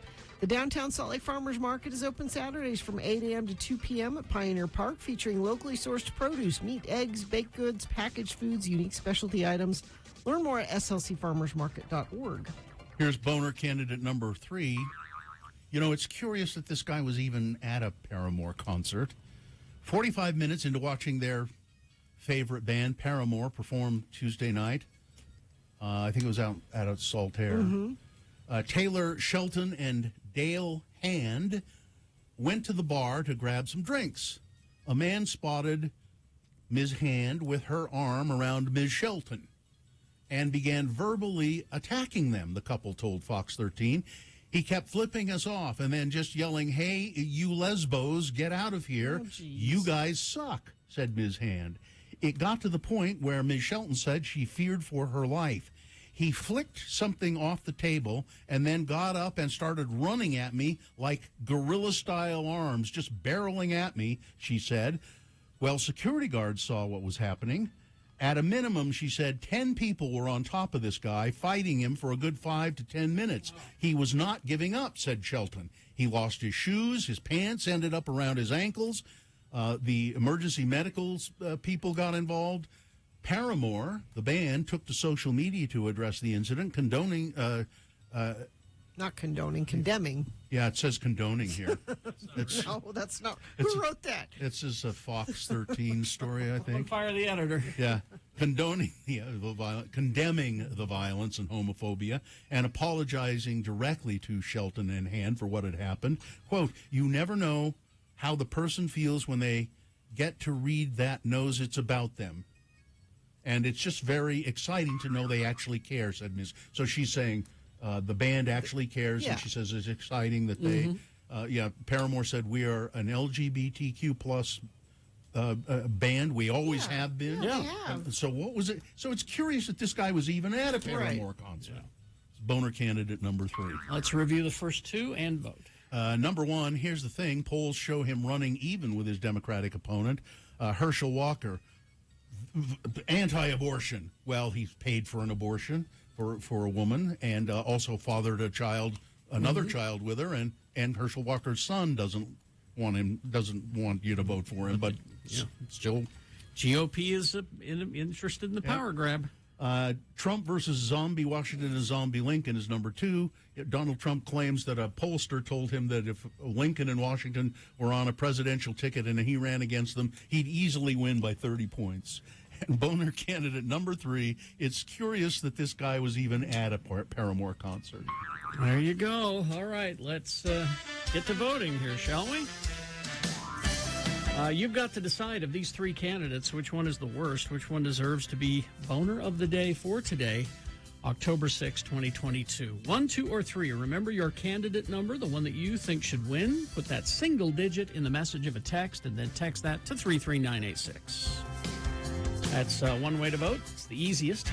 Or you can call Katie in the producer's booth, and she'll take your voice vote live at 877-602-9696, because we're back in the studio. Or you can go online, x96.com, look for the box that says Boner of the Day, October 6, 2022, and vote there. Refresh your internet browser if the box doesn't appear, and click and vote. It's easy to do, but you've only got 4 minutes to do it. So let's go. This is Boner of the Day. Wendy's for lunch. You're planning your lunch. You're probably even planning your dinner. How about you do Wendy's for both? Why not? Yeah. You know, especially now that the pretzel bacon pub cheeseburger is back for a limited time. I saw somebody in our chat room saying they tried it and just said, "Oh my God, it's good." It is delicious. The pretzel bacon pub cheeseburger back by fan demand for a limited time, and it is as delicious as you remember, as the chat room remembers. Warm, savory beer cheese, applewood smoked bacon, crispy fried onions, Munster cheese, more cheese, pickles, smoky honey mustard. That's the secret ingredient because it goes well with that one-of-a-kind pretzel bun, the pretzels and mustard combination. And, of course, the never-frozen hot and juicy patty all stacked up in your hand, waiting for you at Wendy's. Download the Wendy's app and order it, and it'll be waiting for you when you get there, just to expedite the process for your lunchtime, because some of us only have a certain amount of time for lunch. The Wendy's pretzel bacon pub cheeseburger is, get a Dr. Pepper to wash it all down with. So get it at participating U.S. Wendy's for a limited time. Dr. Pepper is a registered trademark of Dr. Pepper / 7-Up, Inc.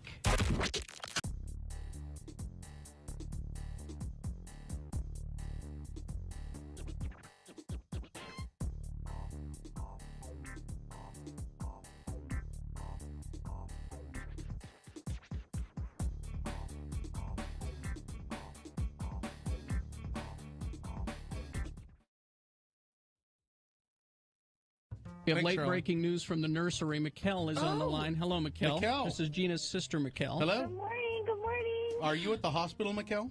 I am. Am I a terrible sister? I'm out here in the hall calling you guys. Why am I doing that? Because we need to know.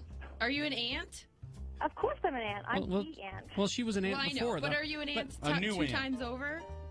Many times over. I don't even know how many times over. Did Gina have the baby? Yes, we have a baby. We've got a baby. What is it?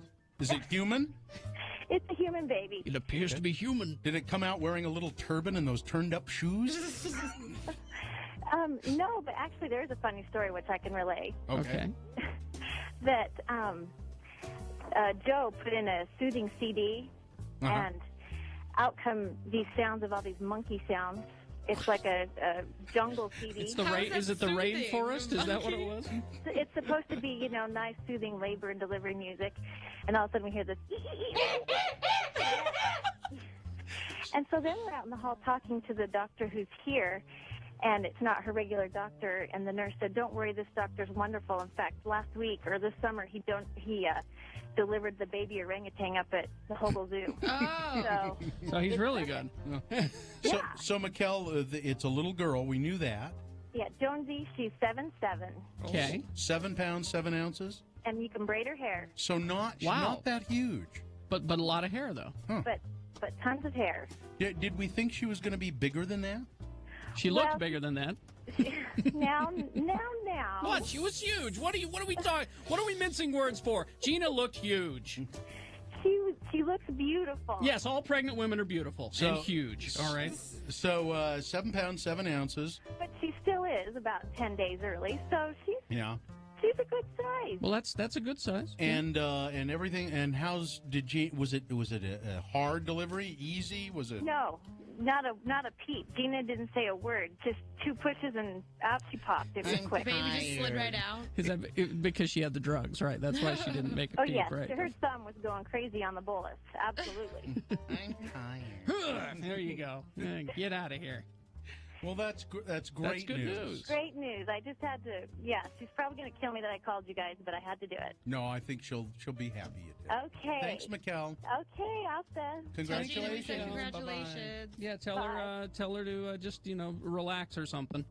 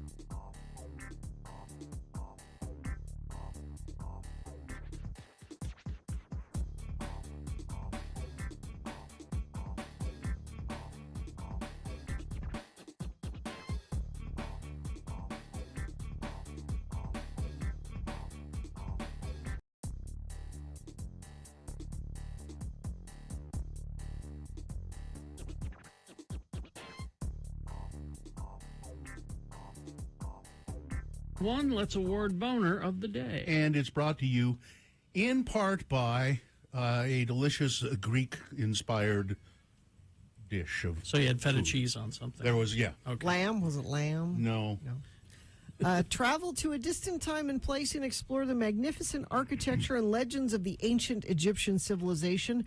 Mysteries of Egypt is now playing at Clark Planetarium at the Gateway. Visit clarkplanetarium.org for showtimes. Well, I couldn't really predict how this would turn out. I think I probably would have assumed that the local Boner candidate might have won. Number 3, Yeah. LGBTQ. Paramore concert. Paramore. That would have been, yeah. But, Donald Trump, people are tired of him. Yeah, let's stop. And let's they know, stop nominating him. and they know he's a liar because he said "sir" in that sentence. I did stop nominating him, but this was just so outlandish. I wanted to put it back in there. But the winner, Boner candidate number 1, Herschel Walker. People they're just stumped. We can see directly in front of us that this is a GOP manipulation and power grab, but they're still voting for him. Don't get it. Don't get it. There it is, your Boner of the day for today, October 6, 2022. All right. Oh, do we have, is this official? Yes. Oh. Hello, sailor boy. There we go. It's my sailor son, Festus. And remember, he used to call into the show sometimes to give us updates, but Is he too good for us? Well, now? no, he works too early in the morning, so I suggested he send us a letter to let us know, because I had friends of the program asking me at our Squatters event, we haven't heard what's happening with Festus. We need a Hello Sailor Boy update. So he sent this letter. Ahoy, hoy, friends of the Radio from Hell show, he says. As I sit here in the wake of Hurricane Ian, I can't help but feel the need to share my disappointment with you. What? In the days leading up to and during this storm, I was inundated with text messages from friends and family to the tune of, please don't die. Is your house underwater? Are you dead yet? Well. And while I'm truly grateful for all the people that care if I live or die, I must share with you a very fortunate yet disappointing truth. Jacksonville is very bad at being Florida. What do I mean by this? Well, while the rest of Florida seemed to be experiencing life-threatening winds and catastrophic flooding, as I looked out my window, all I saw was a slight breeze and an elderly man walking his equally elderly chihuahua. This is the Florida I get? Come on, guys. I wanted the full experience. Is it too much to ask to see an alligator in a kayak smoking a cigarette floating down a river that was once a road? Just once? Careful what you wish for, Festus. So, yes, in my experience, Jacksonville is very bad at being Florida. You best believe I'll write to Daddy DeSantis and complain about this. Boy. Navy life is treating me well. Although much to Bill's disappointment, I must report I still have yet to tie a bowline knot or hoist a single mizzen mast. Oh, geez, come on. I'm much too busy defending our nation's warriors from oral disease and decay. You think Russia will be afraid of us if we let our troops suffer from gingivitis? Absolutely not. That's true. He works in a dental clinic. Not much of a sailor. That's where I come in. I guarantee you that every Russian soldier has several cavities, and we must always be one step ahead of the enemy. I think, Gina, we can't call this feature Hello Sailor Boy anymore. It has to be Hello Dentist Boy. Hello Dental Boy. He said, but it's not all fun and games. Last weekend, I had to go into work on a Saturday. Oh, no. Holy mackerel. Can you believe it? I almost felt like I was in the military for a minute. Yeah. Why did I have to go to work on a Saturday, you might ask? I had to stand outside and take the temperature of the air. Why? Why? Well, because if it gets too toasty outside, we have to call the neighboring commands on base and tell them to drink water and not under any circumstances go for a run. If you're like me, you might be thinking, can't these grown adults figure out this information for themselves? Yeah. And you would be correct. Yeah. This is the equivalent of a Coors Light can changing colors to indicate that the beer within is cold enough for human consumption. Is it necessary? I would hope not. But Uncle Sam says we have to. They did that, didn't they, for a while, Coors? Yeah. Yeah. That's weird. I wish I could stay and chat some more, but I have important matters to attend to that are vital to our national security. This spit is not going to suction itself. There you go.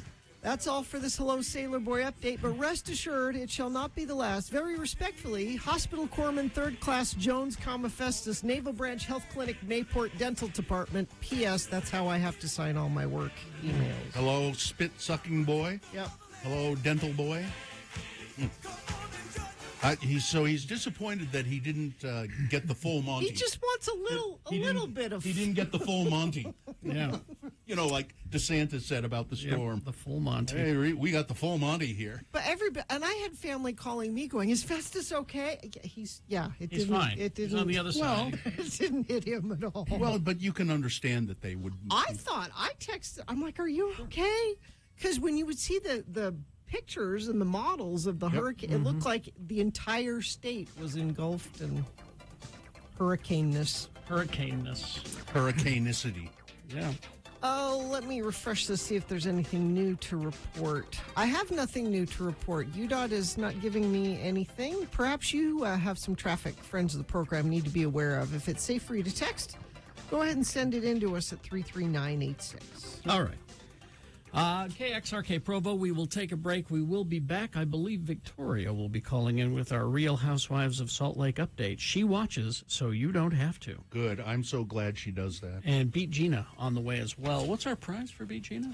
Let's see. We have, tickets to our 8,000th episode event. Nice. Okay, we'll have those for you coming up.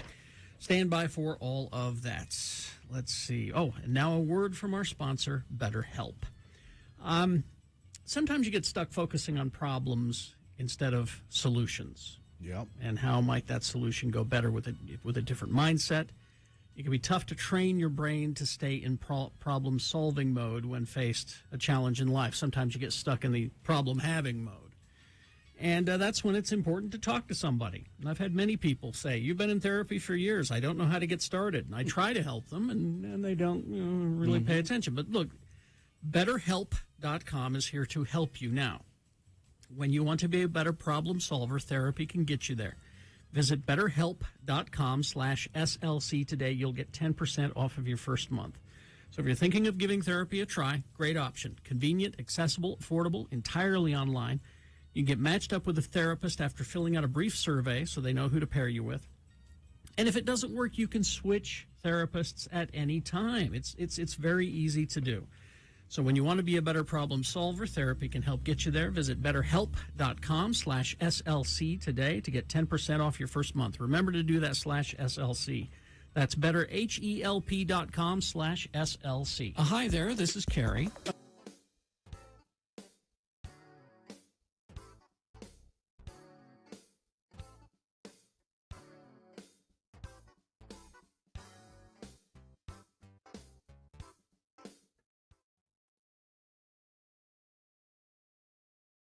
Radio from Hell with Carrie, Bill, and Gina. 96.3 FM, X96. Last week, these little girls came up to me. Ow. They come running up to me, and they go, and I mean, they're like 12 years old or 11, and they go, Are you Bill Allred? And I said, yeah. And they said, do you remember us? And I said, no. And they said, you threw us out of that garage in your backyard a couple of weeks ago.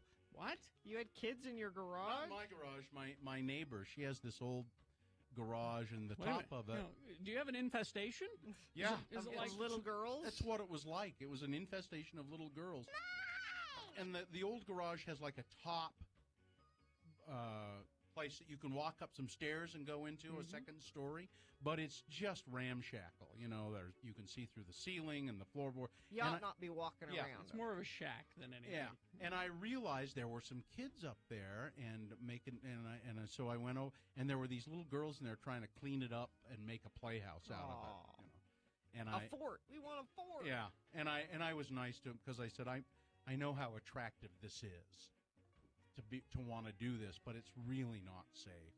Plus, it's filthy. And I mean, they had cleaning equipment in there and all of this kind of stuff. And I said, it's really not safe. Yeah. So and there were other kids coming down my driveway and stuff to go up there with them. And I said, so come on out and please don't do it anymore. And you know, they haven't. I could have I was going to put a lock on the door for my neighbor. And I haven't gotten around to it, but I don't think anybody's been up there since. Yeah. At least I don't think so. But then apparently there were some older kids who recognized me, apparently. So they were just really excited that they had been thrown out. Kicked us They out. kicked us out of that place. Does that mean Jonesy's going to scream like that someday? No! Is that what girls do? Yeah. Hi. Being there for kids is super good fun. Who is that? Who is that that says super good fun? It's a PSA for some kid thing. But you don't know who it is? Nope. Hi. Being there for kids is super good fun. All it takes is a little know-how. All it takes is a little know-how. Yeah, super good fun. 96.3 FM, X96.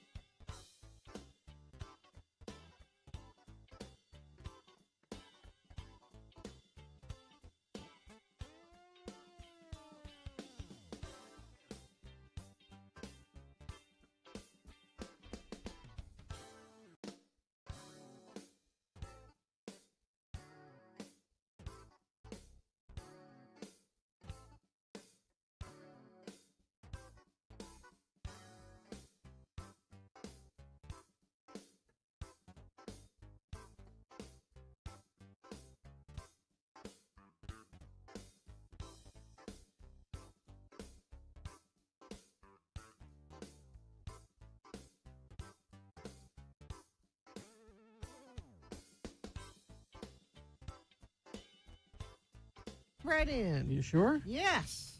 Okay. I'm sorry, I'm getting a little... He wanted a little I'm cushion there, I sorry. think. I was hoping for a little something. A little but- cushion. Oh, I It's all right. It's all right. Do we have Victoria? We do. We on the do have phone? Victoria. Let me get the theme music going here.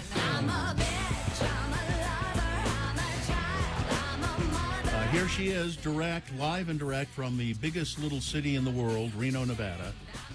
Our friend and attorney at law, Victoria, with a Real Housewives of Salt Lake update, and there's a lot going on, I know.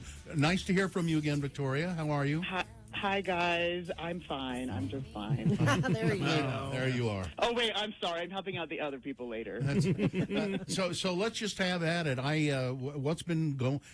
Where does this all stand? Where is the Shaw woman and what's going on? It's a mess. So I definitely would rely on my recaps. I'll let you know when to get back, and not get back, but watch something. But anyway, so we're down to 5 housewives. So if we recall, season 1 we started off with 6. Yes. Season 2 we got up to 7, and now we're down to 5 because last season both Mary and Jenny Wynn either got fired. Well, Jenny got fired for sure, and Mary got fired and/or quit. or did the whole "you can't fire me, I quit." But believe it or not, we are on season 3, and there's been lots of rumors of a new housewife being added, but we'll have to see what happens. She hasn't shown up yet, so so here's what you need to know from previous seasons, specifically from last season. Here's where we left off. Okay. So Lisa, who's the Vita Tequila person, she had this hot mic moment at the end of last season where she was really upset at Meredith. She and Meredith have been best friends for 10 years, which you should take a drink every time you hear 10 years. All right. And in this hot mic moment, she's in a room with, it looks like a producer, and she goes off on Meredith about her fidelity, her marriage, her husband, and her money. And she says all these horrible things we can't say on the radio, but she did call her a garbage trash whore. So you can That's also the take a worst drink. kind of whore. That is the worst kind of whore. The garbage trash whore. Oh. It's true. And so that will also take a drink every time you hear that. And then the only other things you need to know from the previous seasons is that Lisa and Meredith were best friends, and Whitney and Heather were best friends, because that's what we're teasing for season 3. So it looks like here's what we can expect: alliances and friendships are shifting. So yawn. But it's going to be a lot of that, and they've been teasing this so much. We have some of the housewives appearing together that we've never seen together, and everybody's like, oh, I can't believe you're friends. I can't believe you're friends. So I guess this is what we have to look forward to. But the best part that I think is going to be Jen Shaw professing her innocence while we know the outcome that she pleads guilty. And I can't remember if that's dramatic irony, Bill. I figure you would be the person. I think it is, yeah. Where the audience knows the outcome, but the character does not. Yeah, that's irony. So that is also been, I would recommend, if you do want to see anything from the first episode of the season premiere, is fast forward to Jen and Coach Shaw talking about her legal strategy and how innocent she is, and it's just entertaining to know, you know where this is going, but she's all in on this. The other thing, when all this went down, she, on her social media, when she got arrested, she had free Jen Shaw, T-shirts were made, and hashtags were, shared, and so now I saw someone else on social media saying that another housewife who bought a free Jen Shaw T-shirt, and she's going to throw it away, and Jen Shaw came after her. So anyway, so we've had 2 episodes so far. They're on Wednesday nights, in case you're wondering. In episode 1, like I said, fast forward to Jen and Coach Shaw talking about how innocent she is, and episode 2 gets really exciting.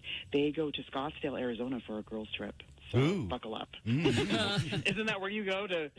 Oh, that's where I'd head immediately. Crazy town. Going to blow off some steam in Scottsdale. And they are in a magnificent McMansion. It looks like from in the mid-'80s that they are just so impressed by. So I guess that's how they roll.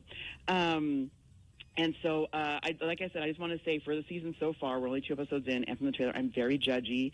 And if you want to act like you are watching the show, you can decide, are you Team Lisa or are you Team Meredith? I'm Team Lisa all the way. She had her hot mic moment, whatever. And then which one is the garbage trash whore? Yes, and so which one? Meredith. Okay, I'm Team Meredith. Oh, okay. I'll side with a garbage trash whore anytime. Okay. I was going with the vodka lady, but there you go. All right. Yeah, right. So just throw that in. Throw garbage trash whore in a sentence. You'll sound like you're watching Housewives. Yes, hashtag. And then it sounds like they're going to, anyway, this will be more next week. So here are my quotes from the last 2 episodes. So Arizona is Utah, but warmer, and with more white people, if that's possible. And that's Heather, who is not excited about going to Scottsdale, Arizona for the girls' trip. Don't blame her. And then, and this is from Lisa, I've eaten so much humble pie, it's amazing I fit into this dress. Whoa. Because Lisa thinks she's been punished enough for what she said about Meredith. So no. And so what the other thing I'd mentioned too is I think, I can't remember the context of you guys talking about glam, but Meredith brought glam to Scottsdale, Arizona. And glam is where you have them do your hair, your makeup, they put together your outfits. And sometimes we get a peek at this. And for those who want to shed a tear for Jen Shaw, which I know is not very many, she has commented that she had to downsize her glam. Oh, so no. She's going to be struggling. I hope that never happens to me. No, wait. She had. Did you say she had to downsize her glam or her gland? Her glam. Her glam. Okay. Her glam. Not her. I don't know which gland it would be. Her glam gland. Yeah, the Glam Gland. Yeah. Yes. Mhm. No. So Jen Shaw's Glam Squad was called the Shaw Squad, and these were her. These were also her hype people that would go around and tell her she's wonderful. So she commented on that. So she had to downsize her house, and we get to see her sad story about that, right? And so she did want to let us know. She's struggling with her glam. But Okay. Meredith brought hers to Scottsdale. Let me ask you this quickly. I don't know where I heard this, and did you mention that she and Coach Shaw had to downsize? That's what she was just saying. Did you say? Yeah, was that yeah, what you were just saying? No, yeah, and so I don't know if I should go into that. Yeah, so she talks about on the first episode how they went from a 10,000, I think it's like a 10,000 square foot home to 4,500 square feet. Man, The poor dear. that's horrible. Where are they going to put everything? It does look a little crowded in that house.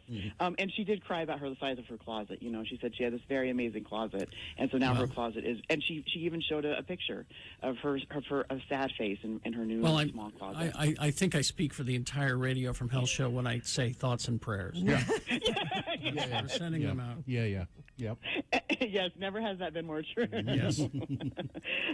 So just I want for my drinking game for the season that I want you to just keep in mind for every episode that I can promise is going to happen. I'm calling it "You Can't Handle the Truth," and that's take a drink each time Jen Shaw says she's innocent. Okay. Okay. All right. And then I've just my husband who's also a lawyer. We have a podcast. It's called Couples Who Bravo Together. And Okay. Thank you, Excellent. Victoria. Thank you. Nice Good to hear from from you. you again. Keep Reno safe. Thank you. See you next week. Bye. Thank you. All right. She watches, so we don't have to. All right. It's 8:14. Excuse me. Traffic, Gina. Oh, God. Sorry. Friends of the program are letting us know that traffic is at a dead stop southbound I-15 just south of the Beck Street exit. Several of you letting us know that. Also, there's an accident on Bangor and 41st. Another friend of the program sent that in. And free mattress southbound I-15 near the I-80 interchange Spaghetti Bowl. Those all came in via text at 33986. You First is no stranger to rewarding their members. Rates are low and there's no annual fee. Transfer your balance to You First today. Get 3% cash back up to $1,000 with no transfer fee, no annual fee. Call 801-481-8800 or go to You First branch to get it started. All right. Beat Gina coming up next. 877-602-9696. You can line up now to beat Gina. It's easy, multiple choice, pop culture trivia. And if you beat Gina, you will win tickets to our special party at the Broadway. Our right? 8,000th episode event. Yes, coming up on October 13th. So you'll get that if you can beat Gina. 877-602-9696 is the number to call. Ranlife.com/X96. Yeah, we talk about Ran Life. I talk about it, and I say it's a local mortgage company. And, I think about mortgages, and I think, well, it's a mortgage you get for your house. But there are lots of different kinds of mortgages and loan programs available at Ran Life. So go to ranlife.com/X96. For instance, if you're looking to buy a new home, Ran Life Home Loans has a program to tailor to your needs. First-time home buyers, Ran Life offers down payment assistance for first-time home buyers, including 100% financing options, so you don't have to pay any down payment. Looking to buy a new home while selling your current home? Ran Life offers bridge loans to do that. You can find out about all of that, or maybe you're going to build a house. That's another kind of loan that Ran Life would offer. So go to ranlife.com/X96 to learn more, and you can talk to an expert about your situation. ranlife.com/X96. Go there today. Starting tomorrow at noon, X96.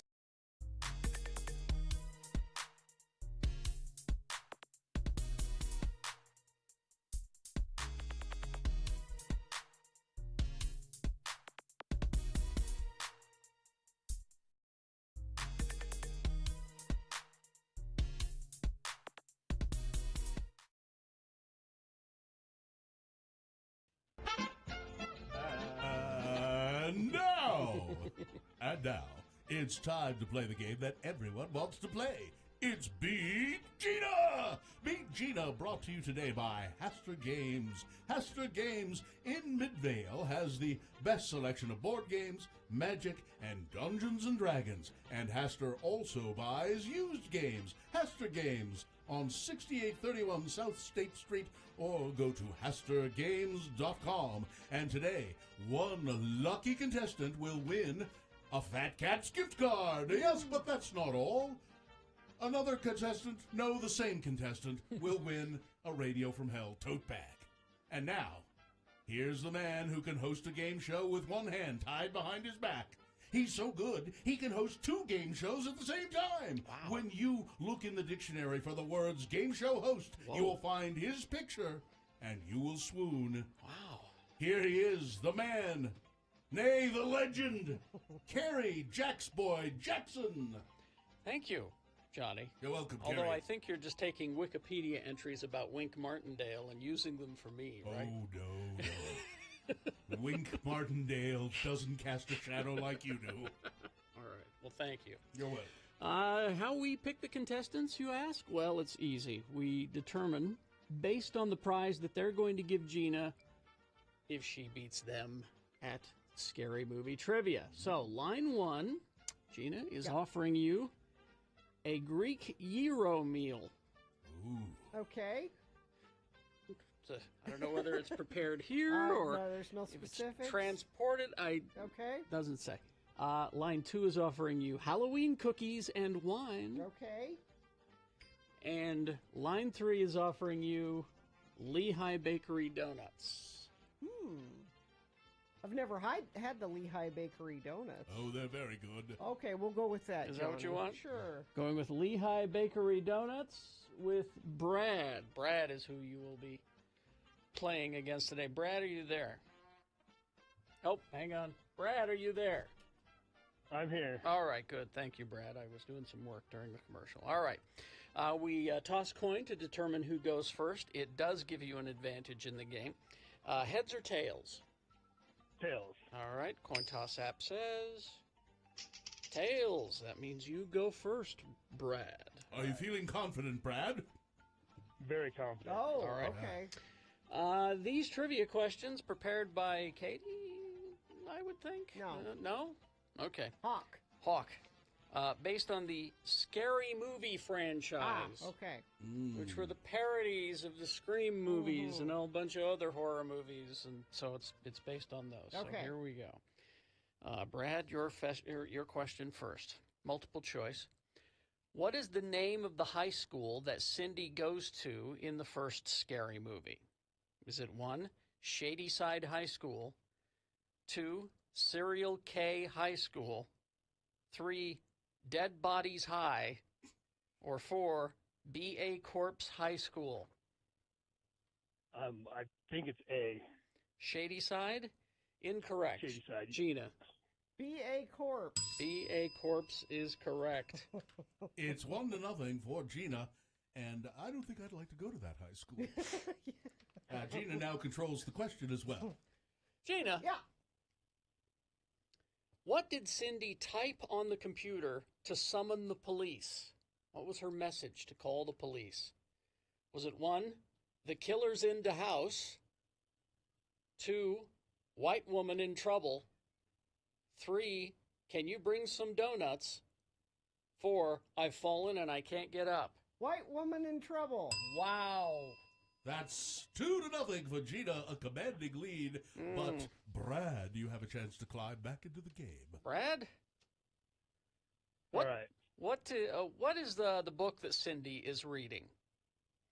Is it 1, Harry Pothead, 2, Board of the Rings, 3, The Gay Gatsby, or 4, The I'm Really Hungry Games? The Gay Gatsby. Incorrect, Gina. I don't know. A, Harry Pothead? Yeah. Oh, that was a total guess. Well, Gina sweeps the game. Wow. Brad almost didn't get a chance to say anything. And now you'll be I guess I enjoying. gotta go rewatch those movies. Yeah. You'll be enjoying delicious Lehigh Bakery donuts, and poor Brad will go home empty-handed. People shouldn't expect me to do that again. That was a That may never happen. No. You whipped him like a souffle. Hang on, Brad. All right. I'm going. Goodbye. You're just out of here? Yes. You can't leave until I turn the music down. Oh, you're right. I can't. I'm like- trying to. It's like a Doctor Strange spell, you know? I'm trying to, but I can't leave. Tell me the truth, Gina. You guessed on all of those. Totally guessed. I knew you didn't see those movies. I just knew it. Okay, Johnny, you're free. Thank you. You're released.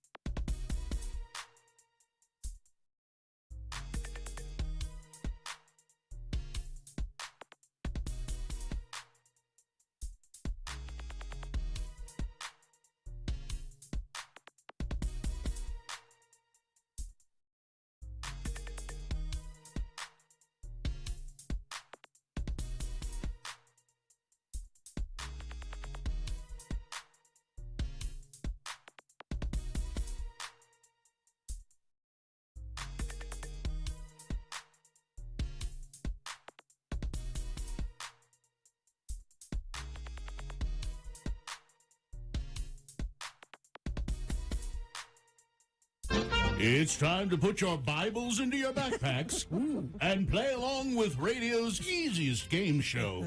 It's time for Beat Gina. I'm your announcer, Johnny Ola. Today's Beat Gina is brought to you by SOS Steel Wool Soap Pads. SOS pads power through your toughest messes. Yes. Baked on grease and bathroom scum are no match for America's most trusted steel wool scouring pads. For the most difficult messes, remember that SOS spells clean. And remember this. Our host for Beat Gina spells suave and debonair, Carrie Jackson. Thank you, Johnny. You're welcome, I Carrie. never thought of using SOS pads in the bathroom. I didn't even think of it. That bathroom scum is a problem. It is a problem. Get out of there, you bathroom scum. All right, the randomizer has chosen our contestant, Gina. You'll be playing against Natalie today. Hi, Natalie. Hi, Gina. All right, Natalie. We're going to. And Carrie and Bill. Bill isn't in the room right now, but I'll tell him. Johnny Ola is in here right now. Oh, yes, thank you. That's right. Natalie, we're going to toss a coin to see who goes first. It will give you an advantage in the game. Heads or tails, you call it. Heads. All right, coin toss app says tails, Gina Barber. You're one step further away, Natalie, from winning tickets to Celebrate Radio from Hell's 8,000th episode with our good friend Trent Harris. We're going to do a live Not Safe for Work podcast recording at the Broadway Theater, followed by a screening of Ruben and Ed. This all takes place on October 13th. Now, my question is, this podcast is not our 8,000th episode, right? No, it's just a celebration of it. It's a podcast. Yeah. Okay, all right. Just wanted to make sure. Anyway, sorry about that, Natalie. You'll win that. Now, if you beat Gina, you'll win that prize. But if she beats you, what are you prepared to do in her name, Natalie? I will donate $25 to the Humane Society. That's a great deal. All right, then. We will begin. Gina has the first question. Multiple choice, pop culture trivia, potpourri today because I just got back from town and so didn't have a chance to write the jokes. Gina. Yes. Alfred Hitchcock trivia, first of all. All right. What did Hitchcock give credit for 33% of the effect given by the movie Psycho? You know, the effect that it had on audiences. Okay. He said 33% of it was this. Okay. Was that A, the dance numbers? 2, the destruction of the Death Star? 3, the music? Or 4, the acting? I'm going to go with the music. You think the music? I think it's the music. That is correct, actually. Bernard Herrmann. Bernard Herrmann, yes. That's 1 point for Gina. Now, Natalie, your turn to try and tie the game. Natalie, Miami Vice. Miami Vice, the TV show. Don Johnson played a character, undercover cop named Sonny Crockett. But whenever he was undercover, Sonny Crockett went by what alias? Oh, no. Was it 1, Sonny Not a Cop? Was it 2, Sunny Day? Was it 3, Ricky Danger? Or 4, Sonny Burnett? I have no idea. Use logic, Natalie. I don't have any. The first step is admitting that. That's good. Right. I'm just going to take a shot in the dark. Yeah, it doesn't matter. Just pick a number then. Okay, let's go with C. 3, Ricky Danger? That is incorrect. I'm sorry. Gina? I'm going to go with 4. Sonny Burnett is correct. All right. That's 2 points for Gina. Natalie, Gina now controls the question as well. This could be the winner. All right, Gina? Oh. Yes. I know. Exactly. Hang in there, Natalie. We all feel. I promise it will be okay. We all feel the same way now. Oh, I hope so. All right. Let's go with Taika Waititi trivia. We'll make it hard for Gina. Challenge me. Taika Waititi trivia. What religion does Taika Waititi practice? Okay. Is it 1, the Jedi Order? 2, abundantism, the worship of the goddess of money flow? Okay. 4, Judaism, 3, Judaism, or 4, Taoism? He strikes me as a Taoist. You think so? Yeah. You'd be wrong. Oh, Natalie, a chance to crawl back into the game. Okie dokie. Were you paying attention? You answer it correctly if the question. Maybe you should repeat the question for Natalie. The question repeated. What religion does Taika Waititi practice? Is it 1, the Jedi Order? 2, abundantism, the worship of the goddess of money flow? 3, Judaism, or not 4 because it's wrong, Taoism? Let's go with B. D is already taken. She said B. No, You said B? Number 2. Abundantism, the worship of the goddess of money? No, he's Jewish. All right, Natalie. He's Jewish. Now you get a chance to ponder yet another mystery question. All right. Okie doke. Okay. Natalie, chickens, this is chicken trivia. Chickens can lay bigger and heavier eggs if they listen to what type of music? Is it 1, banjo, because, well, the farm? Yeah. 2, thrash metal, 3, classical music, or 4, new wave?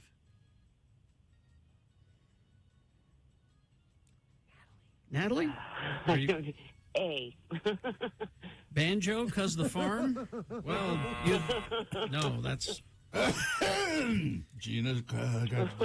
Well, I know what helps me lay eggs. Put a bullet in this, will you, Gina? That's thrash metal. Is that your answer? Oh, my God. Classical? Classical, yes, it is classical. Good Lord, Gina. Stop toying with us. I think Gina won. Yeah, that's as far as I'm concerned. Seems to be. Sorry, Natalie. Gina won. Yeah. But you were a fun contestant. Oh, now, Johnny, wasn't she so fun? We should, even though I beat her, I should give her the tickets to our 8,000th episode. Gina, you know what I say. You're the boss. I am the boss. Natalie, hang on the line. She was so fun doing something else and not paying attention to this. Thank you. Yeah. Hang on, and we'll listen. I've got to go. I've got to get back to my whittling project. I'm carving a duck. Oh, good. All right. Big Boy News and Opinioendo brought to you by... Travel to a distant time and place and explore the magnificent architecture and legends of ancient Egyptian civilization. Mysteries of Egypt is now playing at Clark Planetarium at the Gateway. Visit clarkplanetarium.org for showtime. Well, I really hate the way this opening line is written. Alec Baldwin's doomed Western, Rust, will resume filming. Well, then it's not doomed at all, is it? It will resume filming after the production company agreed to settle the wrongful death suit brought by the estate of the cinematographer Helena Hutchins. The film's producers announced this resolution on Wednesday. Matthew Hutchins, the husband of Helena, will be an executive producer on the film. Interesting. And well, this will be part of his payment, as he will hopefully make money on the production. He will be executive producer on the film, and production is slated to resume with the original cast in January. In February, Matthew Hutchins filed a wrongful death suit against Alec Baldwin and the film's producers after the actor shot and killed Helena last October while rehearsing a scene. And at the time, his attorney said that Baldwin was facing significant liability. And their goal was to determine who was to blame for the incident. But on Wednesday, Matthew Hutchins walked back all of those statements. He says, I have no interest in engaging in recriminations or attributions of blame to the producers or Mr. Baldwin. All of us believe Helena's death was a terrible accident. The settlement still needs to be approved by the courts, but was celebrated by the film and Baldwin's attorneys.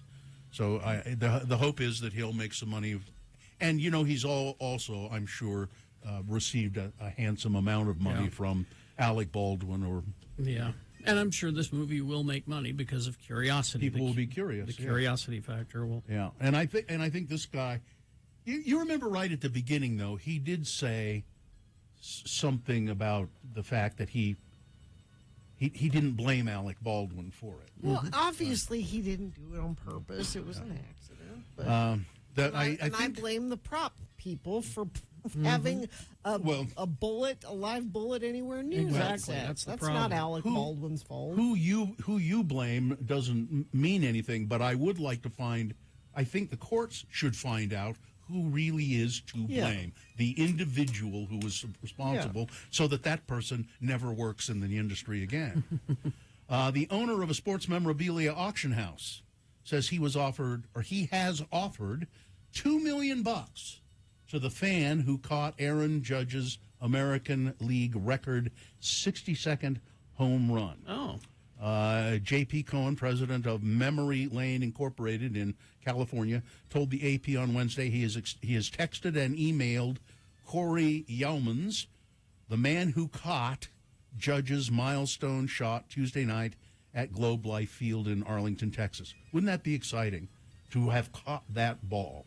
I mean, that's just amazing. Is it worth $2 million, though? Oh, well, if this sports memorabilia company is offering it, it is, in fact, worth $2 million. I'm surprised someone would spend that kind of money. I think that Really? Are you? Come on. There are people with so much money they spend it on all kinds of stupid crap like that. It's like we, it's not sports memorabilia, but it's, in toys and collectibles and things like that. What's it worth? Well, whatever. What you're willing to pay for it. That's what. But that's and it is a piece of history. If you have $2 million to spend on that, on just that, how much money must you have for the rest of your living? But I'd like to tax you. I know that's how much I'd like. So anyway, I think my guess is the guy will hold out a little bit to see if a bigger offer comes in. But he said, I don't think he'll hang on to it. I would sell it immediately. And people come to me for my hot sports takes, but isn't there more games to play? And he could have a further higher record. Yeah, he could. Yeah, this is the one that broke the record. But this is the one that broke the record. But if you and then any ball he hits from now on will be valuable as well. Downtown Salt Lake City Hotel is embracing the beehive state literally. There are 40,000 bees on the rooftop of this hotel, the Hilton, right next door to us. Yeah, right here. They have produced. They have beehives. They got beehives. Roof. Oh, okay. They've produced 15 gallons of raw honey as great. part of Honey with a Purpose program, along with local partners Bees Brothers and Grow Brighter Gardens.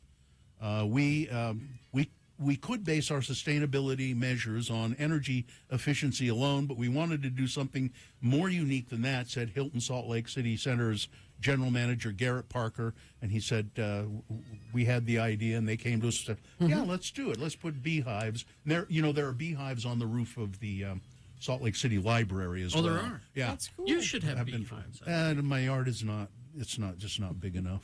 You need I'd need a little more space. I had some beehives. Put them on your roof. With no, that wouldn't work either, because it's all angles. Yeah. There's nothing flat there. Does Brad Wheeler have a backyard? No. Maybe you two could team up. No, he doesn't. B&B's honey. That would be nice. Let's see. Let's move on to this story real quick. How much time do we have? About probably one more story. Yeah. Because she's got sports, weather, and traffic. All those things. I'll do this one. A cat in Michigan. Oh, yes. Has grown its way right into the record books.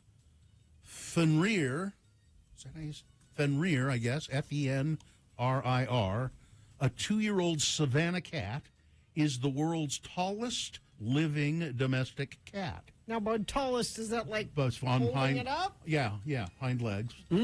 Standing 18.8 inches tall. Wow. That's a tall cat.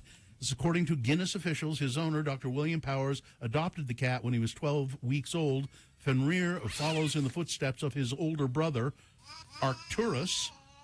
Terrible cat names, by the way. The all-time world record holder for the tallest domestic cat. They should be Mr. something. His brother was the tallest, and his brother died in 2017. So now it's the cat. If you saw the picture, Carrie. Yeah. What a beautiful animal. Beautiful cat. Oh my gosh, and big. Ooh. All right, that's it.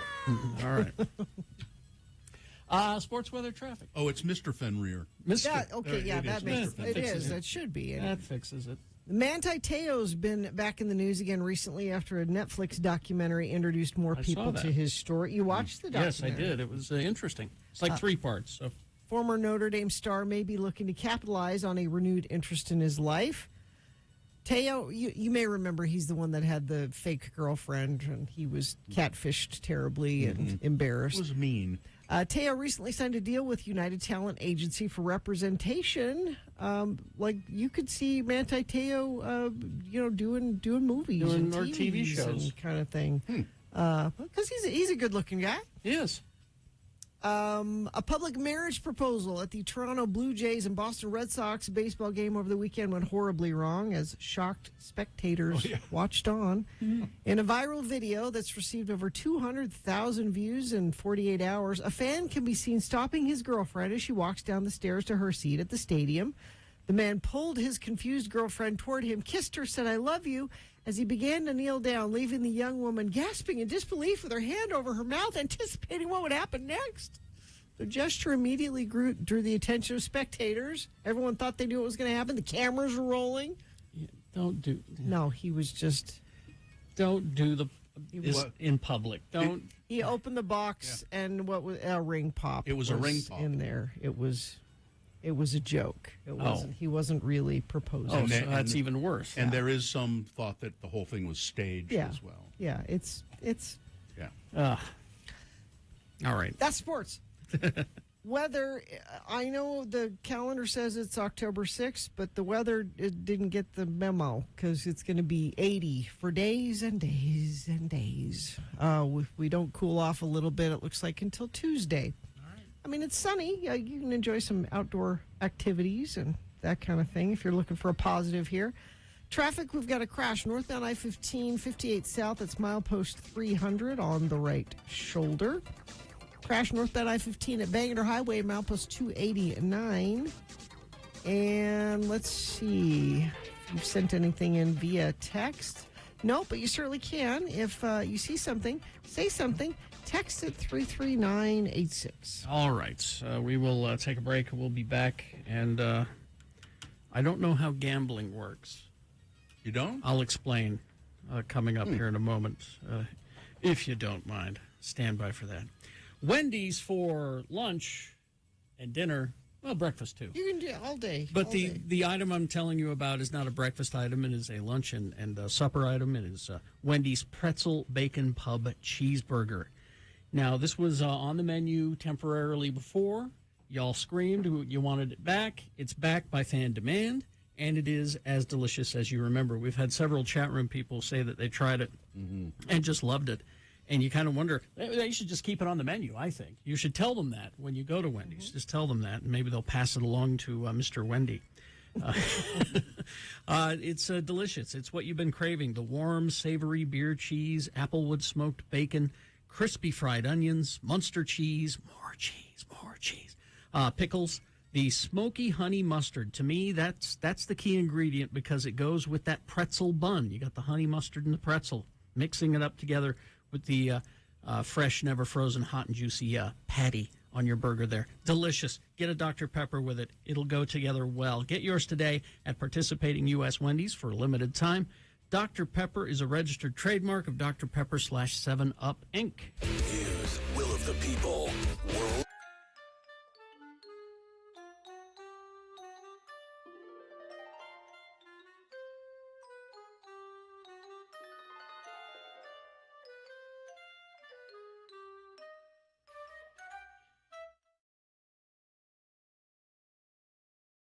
So, I've been thinking about something as I've been on this trek. This has really been kind of the hardest thing I've ever done in my life. Walking along, and I mean, this is a staggeringly beautiful country. The vistas are almost indescribable. You see, we had a very good view of Mount Everest, Sagarmatha, today, and it looks tiny down at the end of the Khumbu Valley. It looks very small because we're walking past mountains we're very close to mountains that are huge, like Ama Dablam, which Dean has summited. How high is Ama Dablam? A little over 23,000 feet. That's, of course, Dean Cardinal. So we pass mountains like that, and they make Everest look small. 5.5 hours today on the trail, very difficult, and I've had a lot of time to think. And the other day, something just popped into my head when we were trekking around, and I thought, when we get to the monastery, I'm going to cut all my hair off. It's not I talked to my wife, and she said, why are you going to do that? And I said, well, I don't know, it just popped into my mind, and I'm kind of tired of dealing with it on the trail. My hair is always soaking wet from sweat, and she said, is it a spiritual thing? And I said, well, maybe kind of it is. It is kind of. It's a humility thing, and I feel very humbled by this experience, by what I'm doing here. It's very difficult. I see people around me carrying 200 pounds on their back, and I can barely make it up the hill with 8 pounds on my back, and Geljan Sherpa says, Bill, can I take some? Let me carry your water. Let me, I am humbled by this experience, and now don't get me wrong. I'm not going to come back and be all weird and religious or anything like that. But it is a humbling experience, and I'm going to go to the monastery here at Tengboche tomorrow sometime, and I guess one of the monks will shave my head, and you'll hear about it on the radio. That's it for now from Tengboche, and namaste, everyone. Namaste.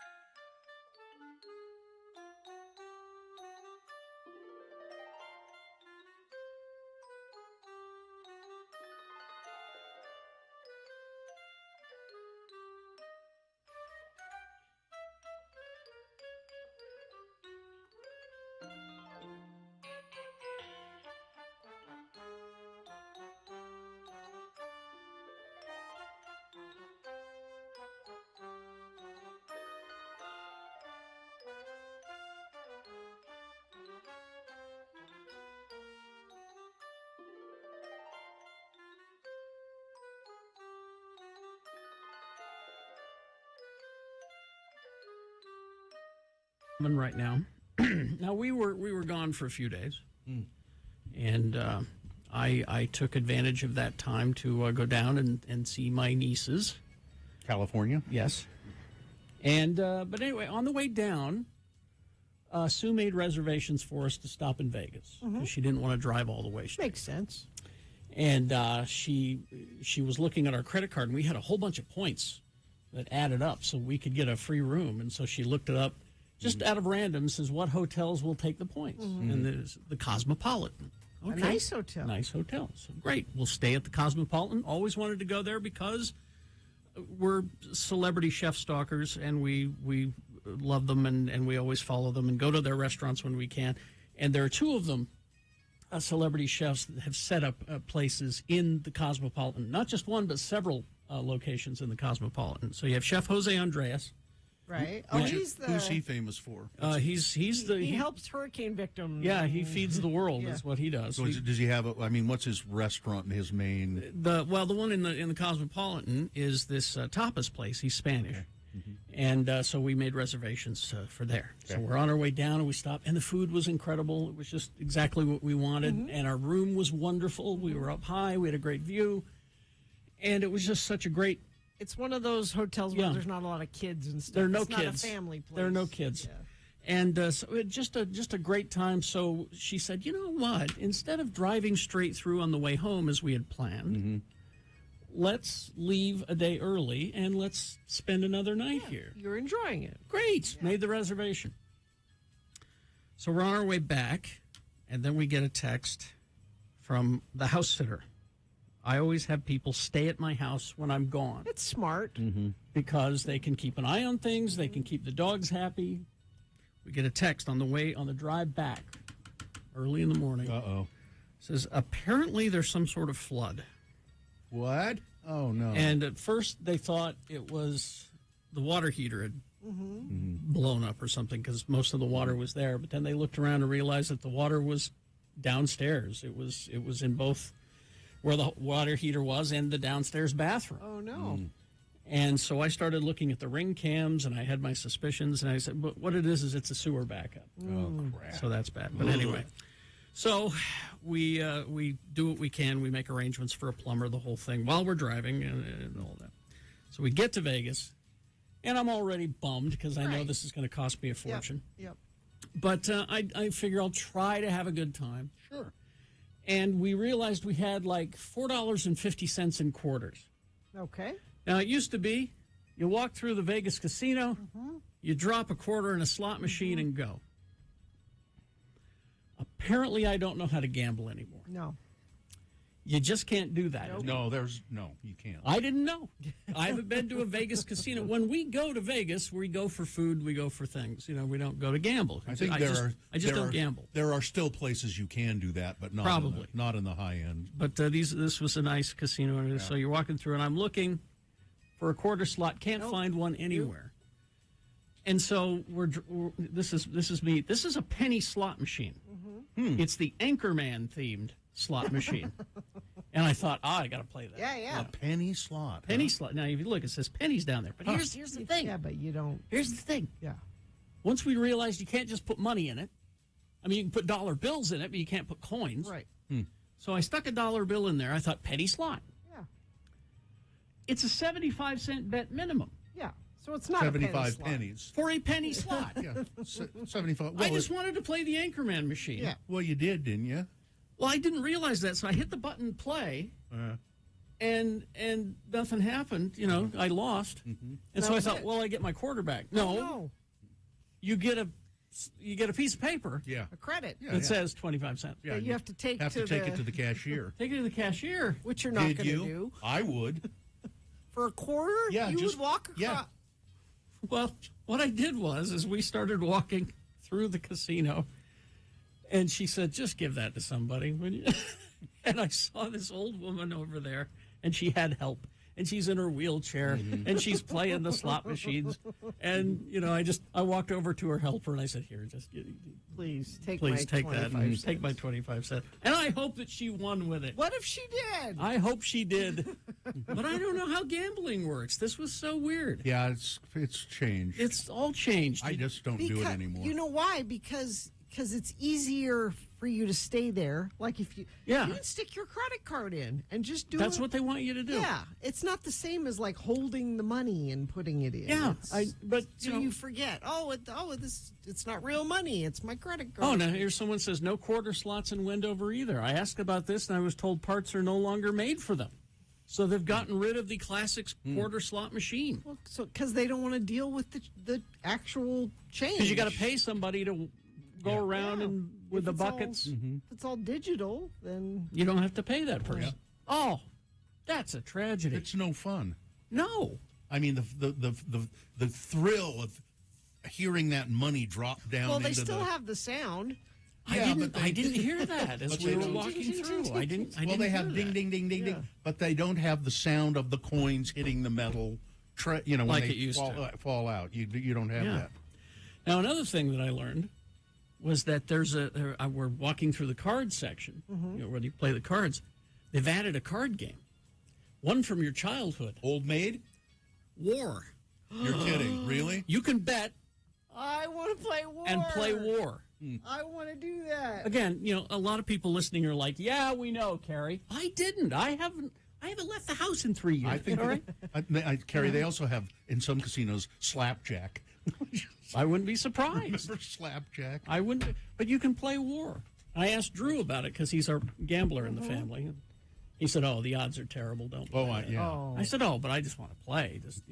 Because people say, "I know how to play that. I don't know how to play some of these other games. I don't know how to play poker, but I don't know how to play War." If you want a gambling experience, I went with my son to play. He likes to do craps.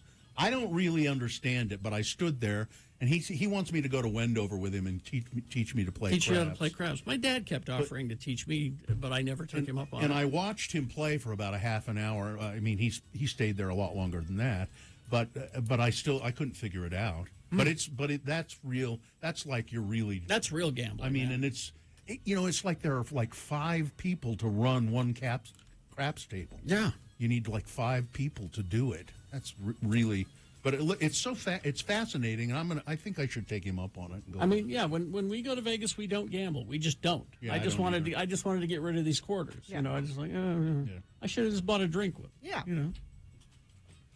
Oh, and in the Cosmopolitan, I'm not going to tell you where it is. There's a secret bar. Why aren't you going to? What was the other restaurant you went to? Oh, it was an Italian place we went to. It was very good. I had lamb tagliatelle. It was delicious. It's the secret bar. The secret bar. Just go and look for a door with a donkey painted on it. Not kidding. Is there a password? There's no password. Okay. You just need to find that door. Swordfish. And you just go in, and it's a secret bar. For asses. For there's you know, donkey. For Democrats. Because there's lines Yeah, everywhere Democrats. to get drinks, but Yeah. there's no lines in the secret bar. Why? That's just because it's fun. So how does one know about the secret gotta bar? be How in did the you know, know Bill. about it? I'm You in gotta the be know. in the know. I'm in the know. I see. He knows people. I know people. I know things. I'm in the know. I know things. Where is the know? You're in it. I'm You in must it. know where it is. You see me? Yeah. Is it That's right where, there? That's where Okay. the know is. All It's right. right here. All right. Right here. I'm going to see if I can get in the know sometime. Yes. But anyway, there you go. I don't know how to gamble. And I doubt I'm going to learn at this point in my life.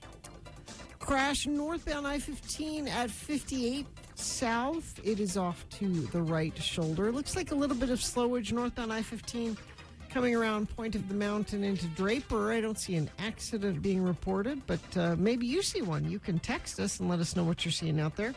33986. Do you owe $10,000 or more in back taxes, multiple unfiled years? Contact McClure and Stewart for a free consultation. Go to McClureandStewart.com today. All right. Frank Christ presents They're Fine. They're Just Fine. Our Dead Celebrity Game. If you know your dead celebrities, if you know your live celebrities, you can play and win this game. Speaking of that, you are now ahead in the Deadpool. I am. Because Loretta Lynn. Yes. Yeah. You have 10 points. I have 4 points. The year is yet to be over. 10 points? It could change, yeah. 877-602-9696 is the number to call to play Frank Christ Presents. What is the prize? Tickets to Botanical at Red Butte Garden. Nice. All right, we'll get those if you can tell us which celebrity is dead among our list of celebrities. So stand by for that. 877-602-9696. Gino Waterford. Okay, moms, dads, or maybe your grandma, grandpa, uncle, auntie, whoever you are that you're looking after a child who's starting kindergarten in the fall of 2023. Do yourself a favor and type this into your cell phone or write it down on a scrap of paper or something. WaterfordUpstart.org. Waterford Upstart, all together, no spaces. It's a program that your child will use to learn the basics of reading. It's just 15 minutes a day, 5 days a week during the year leading up to kindergarten. Program includes a laptop computer, internet access. A coach will give you phone calls to provide teaching tips. This all sounds really expensive, doesn't it? Yeah. It's absolutely free. Wow. The state funds are paying for everything. All you have to do is register at waterfordupstart.org, and then you're going to set your kid up for success. We've heard from teachers. They've called the show that have said, we can tell kids that have used this program, they're early readers, they do great in school. So get your child started early, waterfordupstart.org. KXRK Provo. Hi, I'm Todd Newcomb.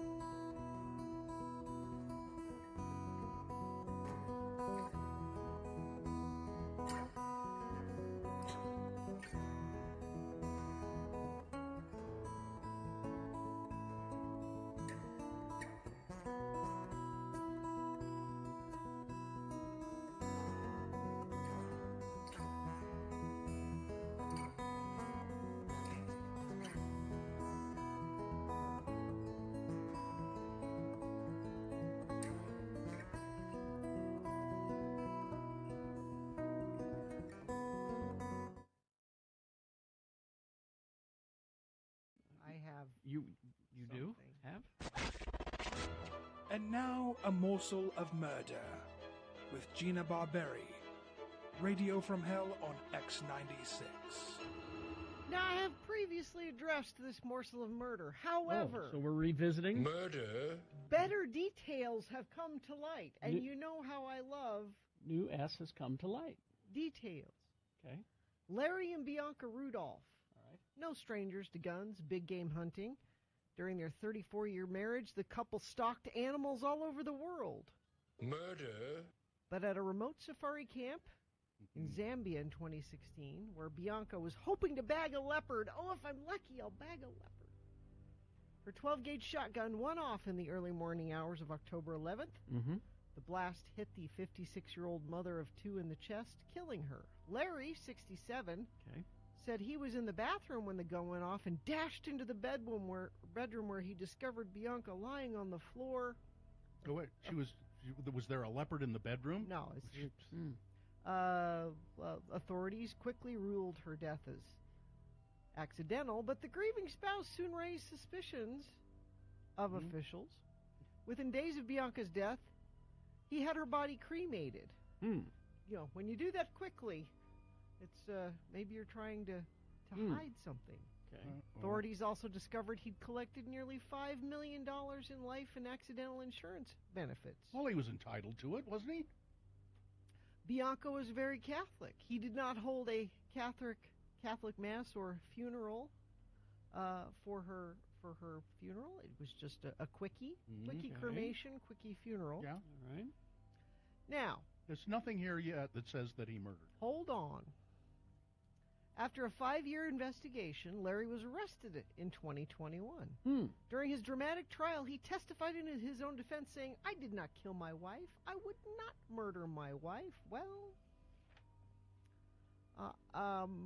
he'd been having an affair. Now, his defense for that was, "Oh, we had an open marriage. Bianca knew about this.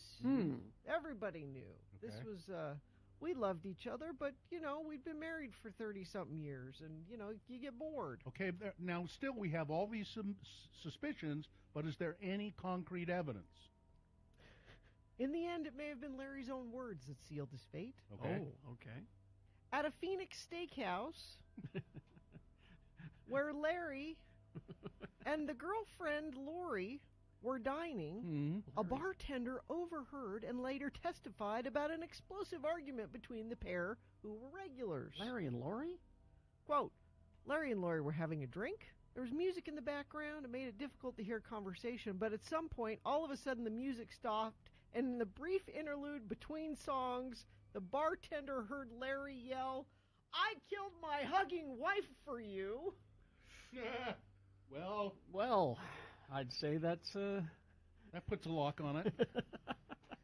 He and Lori were having an argument, the bartender said, and he pulled out the ace up his sleeve, the trump card he could use to win any argument with Lori. Of course. Sure. You're right, Larry. What more does she want from him? I'm sorry. He killed his wife for her. You're right, Larry. I've done sorry. everything for you. Now, Larry took the stand in his own defense and said he misheard. I never said that. But the jury said no. That sealed the deal for tracks. Them. So is that enough? Still, without physical evidence, that's enough. I think authorities were suspicious with the $5 million, the hurried, cremated funeral. I'm sure he's maintained his innocence even in prison. Yes, he's appealing his verdict. But you can picture the scene though at the steakhouse with the music, and just one song stops as another one's starting. "I killed my wife for you," and you know that's probably not the first time he pulled that out. Well, yeah, but it could also be he didn't do it, but to control his girlfriend, he told her he did. That's what I would say if I were in his shoes. I'd say, I just said that to keep her in line, to control her. She was always arguing with me. If I can make her believe that I killed my wife, which I didn't. You should be his attorney, Bill. Yeah. That's a good defense. I'd be Alan Shure. James Spader. Yeah, a guy in the chat room says, did he follow up with, "and I'll kill you too"? Yeah. You know. I'm sure I can do. I've done it before. I've killed before. I'll get another shotgun. I'll do it again. You want to go hunting? Let's go hunting leopards. Yeah. Come on. You don't really want to hunt, do you? We don't like it hunting. So I know I've brought that one up before, but it just got better. I couldn't not share. That morsel. I killed my wife for you. That morsel was not in the previous story. No, it wasn't. All right. Well, I mean, it looks pretty. I'd try. That's what I would do if I was his lawyer, but you probably wouldn't win. Corey in the chat room says other things was the location of the gunshot wound, and the FBI couldn't get the shotgun to misfire again. Yeah. So they were on to it. They had their guy. They were pretty sure. But isn't that romantic? They hunted big game all over the world together. You'd think a marriage like that could last anything. Yeah, I know. Airfare and hotel to see Muse and Evanescence in Las Vegas. There's more details at x96.com. I'm going to give you a keyword right now, and you'll text it to 33986 for your chance to win tickets and qualify for that flyaway. The keyword is bitter. Bitter. B-I-T-T-E-R. Bitter. Text it to 33986 now to win. All right, and we still have a couple of lines open to play Frank Christ Presents at 877-602-9696. 30. I'm going to start using that. Well, I could just see it in everyday life, Honey, would you get the phone? Well, you're right next to it. Yeah. I killed my wife for you. Yeah. There you Take out the All right, trash. I know. I killed my wife for you. All right. Where's dinner? I killed my wife for you. Yeah. Again with the I killed my wife for you. How long are you going to hold this over my head? You go to therapy and talk about it. It was a long time ago he killed his wife for me. What have you done for me lately? Listen, doctor, I killed my wife for her, okay? If you kill somebody else for me, maybe I'll go. Maybe I'll go. What have you done for me lately? What about my boss? Why don't you kill my boss for me? Yeah. All right, well, there we go. Morsel of murder.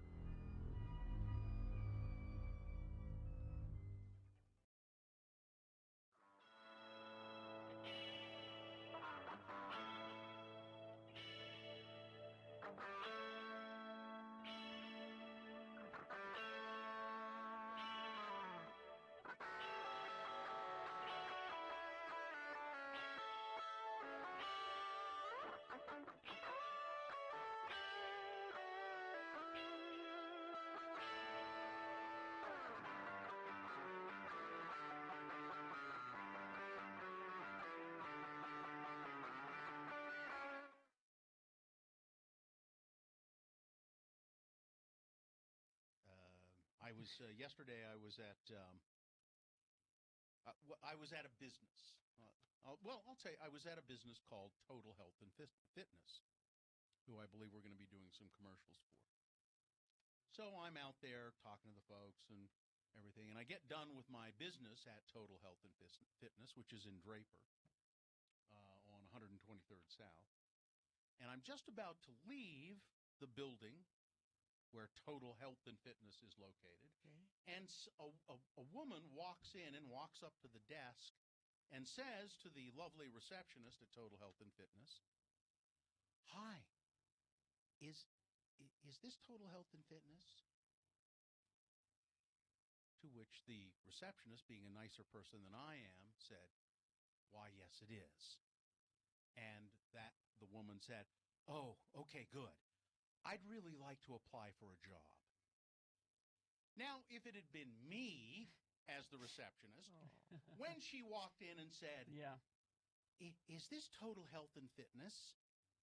And I probably would have been nice to a point and said, "Yes." And when she said, "Oh, good, I'd like to apply for a job," I would have said, "Don't bother." Exactly. Because you apparently can't read the signs all over the building. You didn't read the big sign over the door before you walked in. You didn't see the sign on 123rd South, blazing across the building, Total Health and Fitness. You didn't see that anywhere. I just assume you not apply for a job. Thank you. Goodbye. You think she was being ironic? Because the signs were everywhere? No.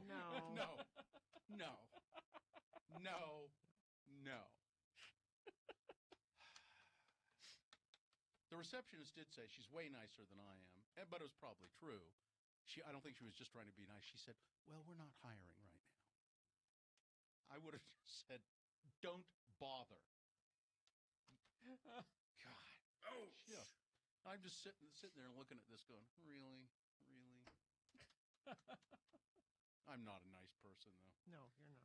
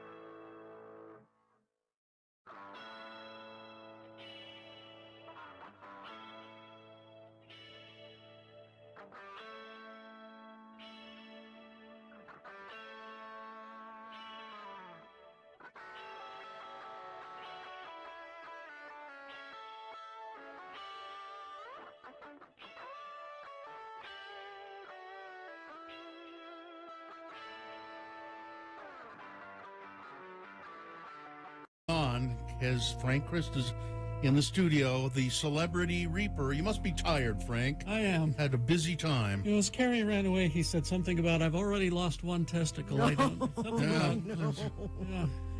Frank Christ is a Celebrity Reaper, and we're going to play. Yes, you have. Frank, I was just looking at some information about the underworld. And yes? See if you mean The Office? Yeah, as you call it, The Office. Can you confirm this? The Greeks thought of the underworld that the souls of the dead were angry all the time. Well, they were Why wouldn't they be? They were angry and kind of snotty, and they considered the dead irritable, unpleasant, not dangerous or malevolent, just. Is that how Loretta Lynn was? Was she snotty? Irritable? She was a little irritable. I just have to say, don't believe everything you read. Because it's been my experience that a lot of them are relieved when I show up. Time it's to go. Thank goodness. Yes. I've been waiting for you. It's about time. Why are you late? Well, Frank is here to play a game that we call Frank Christ Presents. They're fine. They're just fine. Yes, this is a game where we have 4 celebrities, 3 of them living. 3 of them are, as you say, Oh, they're Frank, fine. They're just fine. but one of them not so much. And who do we have to play the game today? Kelly is playing. Who is it? Kelly. Kelly. How are you, Kelly? I'm pretty good. No, try again, Kelly.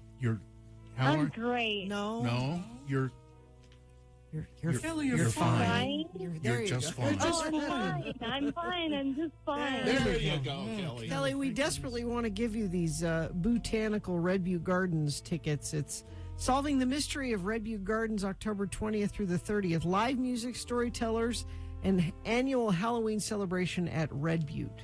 All right, are you ready to play, Kelly? Yes. All right, here are 4 very well-known female country singers. And I do this in honor of Loretta Lynn. Obviously, Loretta Lynn will not be on the list because we all know. But of these 4, one of these female country singers is no longer with us. Number 1, Dottie West. She's considered one of the genre's most influential and groundbreaking female artists. She has done in the past many duets with Kenny Rogers. Every time 2 fools collide, all I ever need is you. What are we doing in love? Country music standards. Yes. Dottie West, number 1. Number 2, Bobby Gentry. Country singer most famous for her song, Ode to Billy Joe.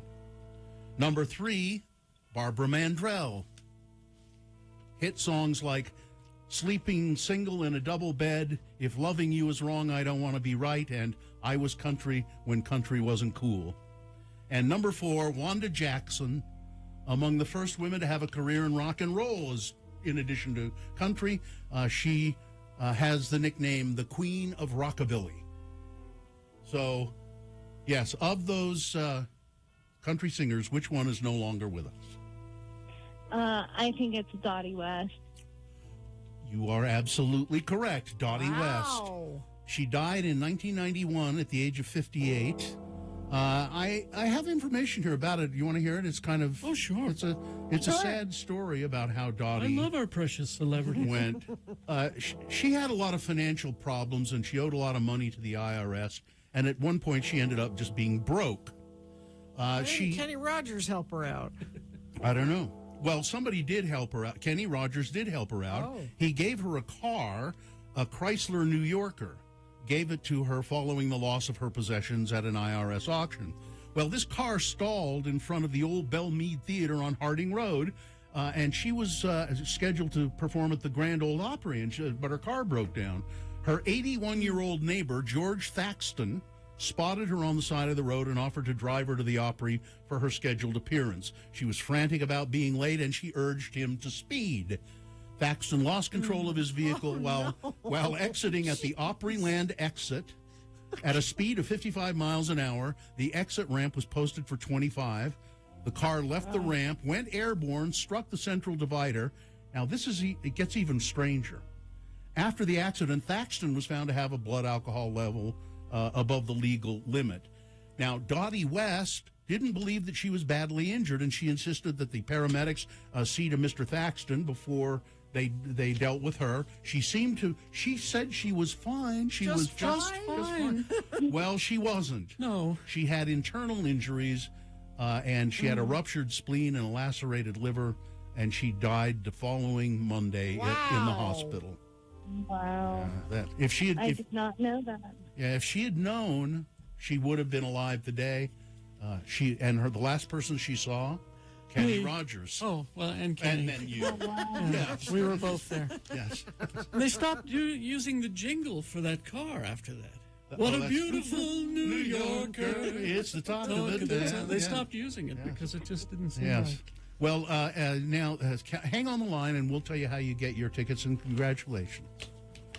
All right, thank you. You're welcome. Right, hang on the line. Bobby Gentry is 80, still with us. Yes. Barbara Mandrell, 73. Wanda Jackson, 84, and still 84. kicking. Has anyone seen Britt Eklund?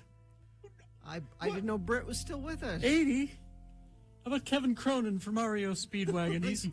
He's so special, Kevin Cronin. Look at your eyes. 71 today. Oh, get him. All right. All right. All right, well, thank you, Thanks, everyone. Frank. I'll Always see nice. See you tomorrow. Goodbye, everybody. Goodbye. Poor Dottie I'm all West. sad about Dottie West. Died on the operating table. Yeah. Terrible. Last person she saw was she visited. Kenny Rogers came to see her and says, Well, she and Kenny are together again. He brought her a pot pie. brought her a pot. well, some chicken from his roasters. All right, we'll take a break. We'll be back with Big Boy News right after these. UtahAdvocates.com. That is the website. You can go there, talk to an attorney 24/7 anonymously, and find out if you have a case. Free consultation with the advocates. Again, absolutely free, and they don't charge. There's no money out of pocket. If they take your case, then they take a little bit from the settlement. That prevents a lot of people from making that call. They think, I can't afford an attorney. You don't have to come up with any upfront money. And if you've been hurt or a family member's been hurt, you want to spend your time taking care of them, not worrying about medical bills and stuff. The advocates will deal with the insurance company and defer medical bills, so all you have to do is get better. The advocates handled all the stress of your accident. Take that weight off your shoulders. So if you've been in an accident, call the advocates. 801-355-5550. That's 801-355-5550, 24 hours a day, 7 days a week. Or you can chat with an attorney online, UtahAdvocates.com. Need to.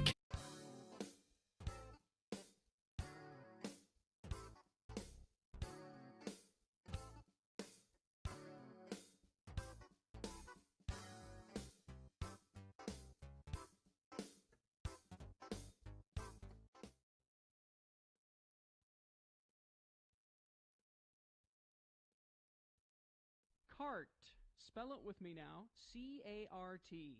And now we'll use it in some dialogue featuring our two Utah friends, LeVar and LeGrand. Come join the boys now as they drive the highways and byways of our great city, Salt Lake. LeGrand is driving. His friend LeVar is an unwilling passenger. Again, the Utah word is cart. Listen, Mr. Elder LeGrand R. Dunn Jr., I appreciate you driving me to my appointment and all, but you're scaring me to death with the way you're handling this automobile. I think we may die before we get there. I've been driving this Reliant K car without so much as a fender bender for 8 years now, LeVar. I don't think you have no room to talk about how I drive. Watch out where you're going, you flipping fool! There, you see, LeGrand, that's just what I mean right there. You cut in front of that guy there, almost rammed into him, and then you honk and yell. It was your fault. The gall-danged mother flipper saw me signal and just wouldn't move out in the way. He should have moved out in the way. Look, why don't you just pull over and let me behind the wheel of the K before you give us both ulcers? Because you haven't a driver's license at this particular junction of time and space. You cannot legally drive. That's why we're driving to the traffic cart, to meet your liar. I have my doubts whether you will get it back, though. You run over a person in a pedestrian crosswalk, well, the cart isn't going to look on that very favorably. First off, I didn't run over nobody. I just knocked the guy down. Hell, he jumped right back up, started yelling bloody murder at me, and then it was me that was the one who calmed him down and helped him find most of his teeth. And second off, I fired my liar. He said the best he could do was keep me out of the state pen and in the county lock. He weren't no help at all. So I will represent myself in court. Well, you know what they say, LeVar. A man who serves as his own liar in court has a dipstick for a client. Oh, come on now. Whoever said that? Smartest liar ever. Who, F.G. Bailey? Or that Melvin Belly? Maybe it was that Lehigh McKenzie from L.A. Law. Nope. The smartest liar ever was Perry Mason. Never lost a case in court. He was good. Hey, do you ever look at his secretary, that Deli Street, and have impure thoughts? Yeah, when I was a kid. When I confessed to my church leaders, I was afraid they'd haul me into the bishop's cart.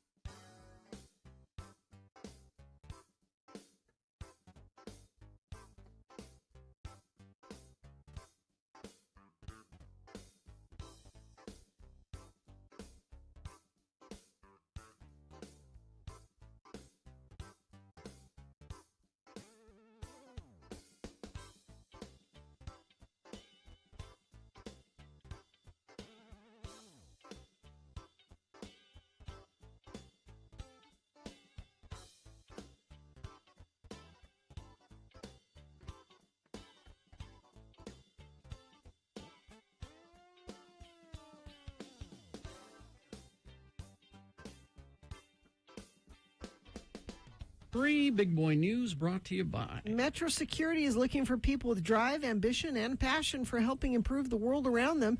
Metro Security provides competitive pay, continual training, medical, dental, vision, college partnerships to further educate officers to be eligible. You must be at least 18 and be able to obtain armed licensure in the state of Utah. Send your resume to jobs@metrosecurity.com. Billy Bob Thornton burst onto the acting scene, of course, playing Carl Childers in Sling Blade. Earned an Oscar nomination for Best Actor for that, and he was great. He's always great. A few years later, he followed that up with a supporting actor nomination for Sam Raimi's thriller, A Simple Plan. Great movie. Yeah, excellent movie. If you've never seen it, seek it out. Bill Paxton. It's a thriller, a really great thriller. And Bill Paxton and Billy Bob Thornton are great in it. But as successful as his dramatic acting career has been, it's arguable that he's been just as memorable in comedies. He can do an indelible comedic character. He played It's Bad Santa, for an example. It's a Christmas classic at our house. In more recent years, he's settled in as a reliable character actor in movies like The Gray Man and the TV shows Goliath and Fargo. Great in both of those. Mm-hmm. Well, now he's trying his hand at something new. He's animation, as revealed by the new Franklin and Ghost trailer. Billy Bob Thornton is set to voice his first full-time character in an animated series. Oh, yeah. I thought he was drawing. I thought he was going to be the artist. Did you really? No, I didn't. Now, see, this is his first full-time animated role. Yeah. He played himself in season 3 of the Harley Quinn animated series for a couple of episodes. Oh, yeah, it says here he's done a few cameos in animated. Harley Quinn, also Robot Chicken. Mm-hmm. Here, Thornton voices the ghost half of the show's, titular characters, Franklin and the Ghost. Franklin, I think, is a fox or a dog. Yeah, looks like a fox, I believe. Tragedy. Oh. One of a kind, an original. She will be missed. Sasheen Littlefeather. Oh, yes, that happened while we were away. Died at the age of 75. She's the woman, Native American woman, who declined Marlon Brando's Oscar for The Godfather for him. Mm-hmm. Went to the Oscars and said, no, I won't accept it. And that ruined her career. Yeah. The Hollywood Reporter cited a statement from her caretaker that said she died Sunday in Northern California, surrounded by loved ones. Apparently, John Wayne backstage wanted to go out there and slug her. Kick her off the stage while she was doing that. Yeah. Terrible person, that John Wayne. Robert Gerke says this. You'd like to think that Sean Reyes is a pretty busy guy. Between arguing that the FBI abused its power when it retrieved top-secret documents taken by former President Trump and trying to help keep South Carolina Senator Lindsey Graham from having to reveal what he knew about the January 6th riot, it's amazing that he has any downtime. But Sean Reyes does have some downtime. A couple of weeks ago, he took time to do some very important work. He moderated a FanX panel on the secret of Skinwalker Ranch. Yeah. An A&E network series about aliens. People love that show, and it's very popular. It's just unusual that our state attorney general has time to do. Well, of course, that's why he is attorney general. He's a star hugger. Yeah. He wants to be famous. Yeah. It's not the first time that Reyes has offered his name and prestige of his office to Skinwalker Ranch. Yep. In 2020, he put on his serious face for an episode of the show where he was briefed on some of the bizarre happenings at Skinwalker Ranch. He wants to be famous. His and part of the reason is, honestly, show business is in his blood, and I know this because I interviewed him a long time ago. Well, he should have done that. His father was actually a very noted performer. I think he was an Elvis impersonator or something. Something like that. Something like, as I remember the interview. Yeah. But his father was actually kind of famous in certain circles as an entertainer. But Gerke says he's the perfect person to host the Skinwalker Ranch thing. If he's gullible enough to swallow the big lie about the election being stolen, then believing in aliens, why not? Why not? Yeah. Aliens, ghosts, all of that. Sure. Let's see. Florida Governor Ron DeSantis claimed this week that national regime media, whatever that means, wanted Hurricane Ian to hit Tampa to pursue their political agenda without regard for the people impacted by the storm. Quote, quite frankly, you have national regime media that wanted to see Tampa because they thought that would be worse for Florida, the governor said. They don't care about the lives here. If they can use it to pursue their political agenda, they will do it. You don't care That's about really, lives there. You voted against hurricane relief. You did for your Hurricane Sandy. Yeah. And how much does he care about lives of people that he puts on a bus or a plane and ships them off to some other state? He doesn't think of those people as people. Yeah. That's the difference. Also, Rhonda, think about this. If we do have the weather control machines, shouldn't you be nicer to us, the elite media? That's, we do have the weather control machine. That's how we gave him the full Monty. That's right. All right. Weather. We don't have the weather machine because if we did, it wouldn't be 80 degrees today or tomorrow or the next day. We would make it feel like fall. Sean Reyes knows we have the weather machines.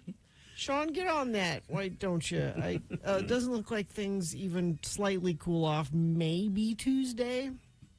Maybe. All right. Thank you. Follow Gina Barberi on Twitter at RFHGina. This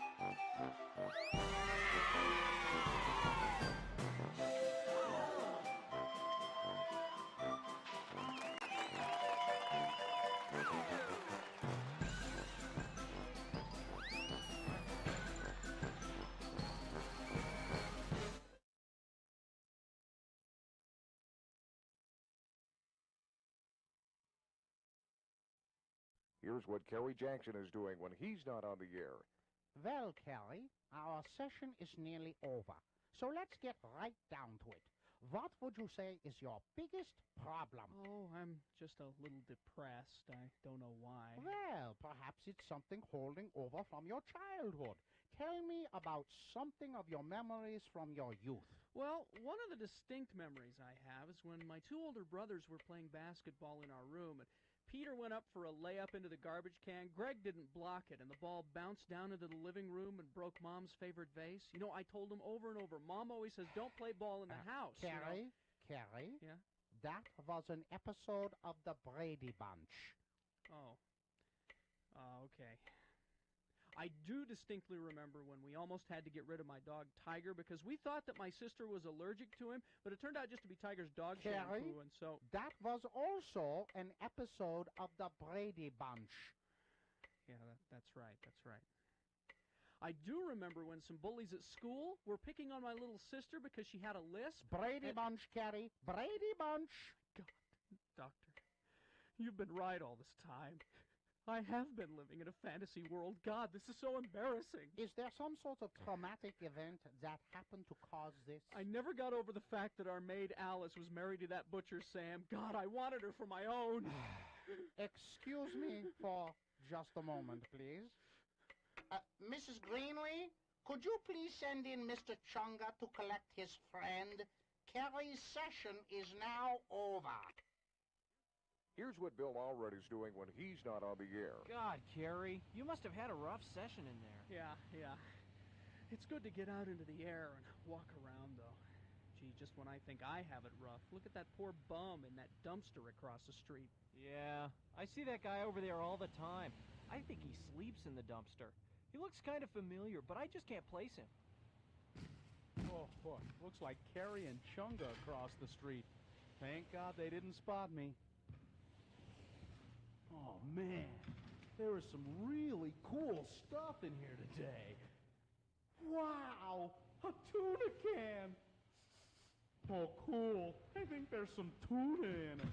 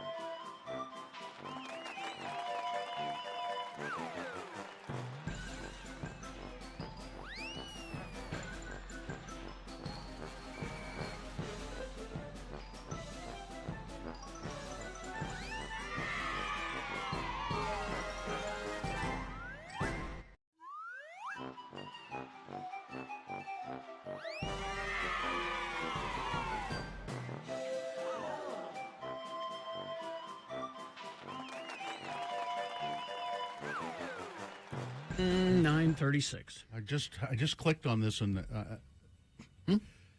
second episode of Chris Cuomo's new primetime show, Cuomo. I don't know who's running it. Primetime? Yeah. Yeah. Who's running it? I don't know. Who would hire him? But Bill Maher was the guest. Ugh. And Bill Maher gave his... I do not care for Bill Maher. No, I'm done with Bill Maher. And He's gone over, I think. Yeah. I've never cared for him. Yeah. But he gave his opinion on why his hit HBO show, Real Time with Bill Maher, has not enjoyed the same award nominations and wins as some of his competitors, specifically talking about The Daily Show with Trevor Noah and Last Week Tonight with John Oliver. No, that's not it. Oh. No. That is not it. Here's what Bill Maher says. Okay. You know, like John Oliver's won like 17 Emmys. Yeah. Bill Maher says, looking at just a sheer metric of ratings, okay, you crush John Oliver regularly. Trevor Noah, you crush his numbers, and you don't get nominated the way they do for Emmys, Cuomo said. Why do you think that is? Because I tell the truth, Bill Maher said. I don't perform for just one half of the country and say the things that'll make them applaud. I mean, there's nothing wrong with that, but I tell the truth. You know, I would say about John Oliver's show specifically, there's sometimes things he goes into that I'm on another side. I'm not always on the side of what he does. He has a huge staff, does deep dives into serious stories. That's not pandering. But he doesn't tell the truth like Bill Maher does. I disagree. But his show has the benefit of being creative and entertaining, Mr. Maher, as opposed to yours, which is just the, you know. Yeah, you're one-sided. It's get off my lawn, you know. Bill Maher's been nominated for Emmys a lot, but never won. And I watched The Daily Show for the first time in a very long time when we were in Vegas. And I forgot, well, first of all, how good-looking he is. Trevor Noah. Trevor Noah. Yes, he is. But secondly, what a good show it is. Yeah. And he's very good. And he's quitting, I guess. He's stepping down. Yeah. He's leaving the show because he can fill arenas around the world. He's that famous. Yeah, so go do and that. so that's what he wants to do. He's more famous in other parts of the world than he is here. And he's dating Dua Lipa. Is that who he's dating? Well, lucky her. Both of them? Both Dua and you're lucky. Lipa. Yeah. If you're lucky. And he's lucky. Dua Lipa. Oh, it's Dua, not Dual. Yeah. No. He's... I'm done with Maher. I haven't watched it in 3 years, and I feel great. Yeah. He says he's here... angry and mean and... Oh, and he gets so defensive when somebody makes fun of him. And he's really short. And then there's that. He's a little twerp. But yeah, there's a clip out there on YouTube somewhere. It Katie Porter just goes after it. Oh, and he just gets angry. Oh, now he says he tells the truth. That's why he hasn't won. Now the nominations have dried up too. Why does that happen? Well, it's because of woke culture. What is that? He says he blames his lack of recent nominations on so-called woke culture. Explain what that is, Bill. Which he has repeatedly railed against on his show in recent months. Well, woke culture is people who have awakened to the fact that we are a deeply racist society and have been for a long time, who have awakened to the fact that people who are of different sexual persuasions are horrible people, or are not horrible people, but just people. That people in who all different walks of life have struggles Yeah. that you and I know nothing about. It's called acceptance. And then you are, I didn't know that was something. So you have awakened to Yes. that, and somehow people have taken that. The Republicans have taken that and made it a bad thing. I don't understand. Empathy I is a am bad thing? absolutely a member of woke culture. For sure. Absolutely. Tom in the chat room says he's suffering from Dennis Miller syndrome. Us older folks remember Dennis Miller was great, and then suddenly went Republican and hard. Hey, and it just I used to just love what was it called, Straight Time or whatever the show he did. Whatever HBO. It was before Real Time. It was Real Dennis Time. Miller. Yeah. No, Real Time is Bill Maher's show. I can't. I think it was just Dennis Miller Live, is what it was called. Anyway, it was. It was a great little show. Yeah. And then he lost his mind somewhere along the way. That's what you say, cha-cha. He went unwoke. Yeah. Let's see. Woke culture. Yeah, anybody who uses that term, I just ask them to explain to me what it is. And why that's a bad thing. And they start to talk and they realize, oh, I'm about to say something racist or homophobic. I can't do that. Pivot, pivot, pivot, pivot. Here's what Maher goes on to say about woke culture. Yeah. He does say, and woke, I say, meaning woke with an eye roll kind of woke. I mean, there's a kind of woke that's valid when it started, but now it's become ridiculous. No, I'm happy. If you want to say I'm a woke or part of woke culture, that's fine with me. I'll own that. I'm okay with that. Bill Maher. Yeah. He's a nasty little guy. He is. All right. All right. We will take a break. We will be back. Stand by as we crawl towards the exit. Park City Culinary Institute. Now, I know I say Park City. No, you're not going to be commuting to Park City to take these classes. It's right here, downtown Salt Lake. It's 1484 South State Street, Park City Culinary Institute. Go to the website. Take a look around. There are a lot of photos of the facilities there. You'll see it's an excellent facility. And they have, the people who will be teaching you how to cook. Learn how to cook. It's a great return on your investment because you won't be eating out as much once you're fearless in the kitchen and you find out how easy it is and suddenly you have the skills to cook. You'll be spending less money at restaurants also. You'll be saving money that way, and you'll be impressing your loved ones. Your friends and family are going to love what you make. Now, you don't have to aspire to be a pro chef or anything like that to learn to cook like one. Park City Culinary Institute offers short and affordable programs, part-time courses, and night classes for busy people like you. You can finish in as little as 5 weeks. Learn to cook well, eat well, and thus live well. So go to parkcityculinaryinstitute.com to learn more or to apply. Hi there, this is Carrie. And Bill.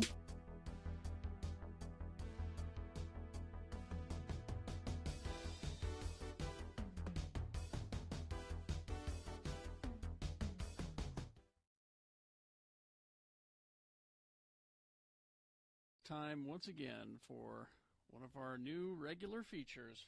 It's called Hello, Sailor Boys! I have sailor mail from Festus, who's at boot camp at the Recruit Training Command in Great Lakes, Illinois. It says, Festus is Gina's son, ladies and gentlemen. Most of you know that, but it doesn't help to reset. Hey, Mama, 19 days till graduation. I've been a lot busier the last few days, and being busy makes it more bearable living with 90 18 to 25-year-old males. It's usually hard enough just living with myself.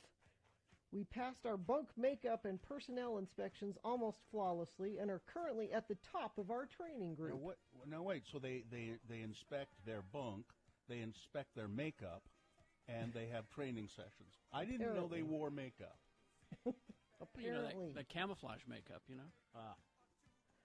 Our drill or marching inspection is in 2 days, so we've been marching for at least 2 hours a day to practice for the coming week. Next week, we're going to do guns. You know how much I love guns. USA, USA. And the week after that, firefighting training. We're pretty much on our way to being the cat's pajamas, but like in a cool military way. Last night for dinner, we had pulled pork and potatoes, too, so you could say it could be worse. Yeah. By the way, I think Pulled Pork and Pistols should be the next Clint Eastwood movie, probably if he hasn't died already. Has he? I want to know everyone who's died since I've been here. I missed the news. I really went from 0 to 100 knowing everything that was going on, coming here and knowing diddly squat. So give me the headlines. By the way, I appreciate the friends of the program that have sent me letters telling me what's going on, too. I love you so much, and I can't wait to see you when I get out. And the mountains. I also want to see the mountains.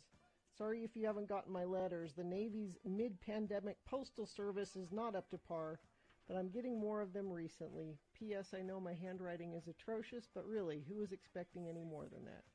Love, Festus. I also got a message from his wife yesterday, who said, "Has Festus called you today?" No, I haven't talked to him. He hasn't called me the whole time he's been gone. He gets a few phone calls, and they always go to his wife. Mm-hmm. How long has he been gone now? He left on July 26th. Okay.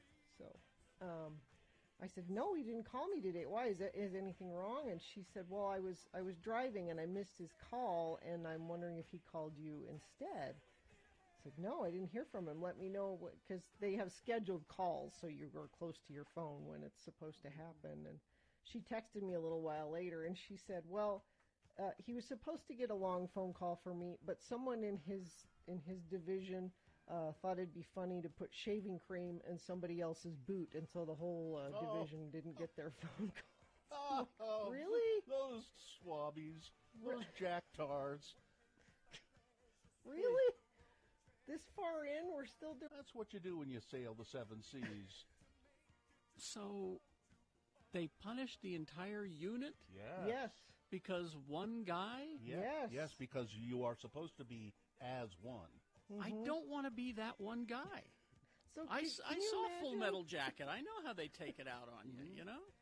Can you imagine saying, I get to call my wife, I haven't talked to my wife in a week, and I get a 5-minute window of a phone call, and they take it away from me because some jerk in my division decides to fill a boot with shaving cream. I saw what happened. the Navy for you. I saw what happened to Vincent D'Onofrio in Full Metal Jacket. The socks with soap in them, you know. And Yeah. they hold him down, and I don't want to be that guy. No. Well, don't join, and don't put cream in anybody's boot. No. Well, I want to thank friends of the program again. I got lots of letters for Festus that I've been printing off and sending to him, and yes, he appreciates the news, as he keeps saying. It would be hard, like for us, we do this every day, and we are very involved in the news. Can you imagine being? I know Carrie tries to go on blackout sometimes, but can you imagine being not even having access to the news if you wanted it? Like you have no idea. It would be delightful. You Well, think yeah, I mean- so, but it would drive me crazy. Well, it's like I said, it's because of what I do for a living that I'm paying attention to things. If I was not doing what I do for, this radio show and Geek Show podcast, I wouldn't pay attention to most of that stuff. Yeah, I would let a lot of stuff slide. I think I would just let it all go, you know? But I had to write him a letter and tell him Chadwick Boseman died. Oh, you didn't know about that? You had No. to. Well, no, that's what he wants to know. He's like, I need to know who died. Tell me who died. Stop. He thinks he wants to know that. Keep it from him. Hide the ugly truth. How's he going to go on now that he knows that Chadwick Boseman is gone? And Wilford Brimley. I told him about Wilford Brimley. And well, that one was okay. Yeah. Well, this has been Hello, Sailor Boy! on X96. So if you have a son in the Navy and would like us to read his letters on the air, please send them to radiofromhell@x96.com.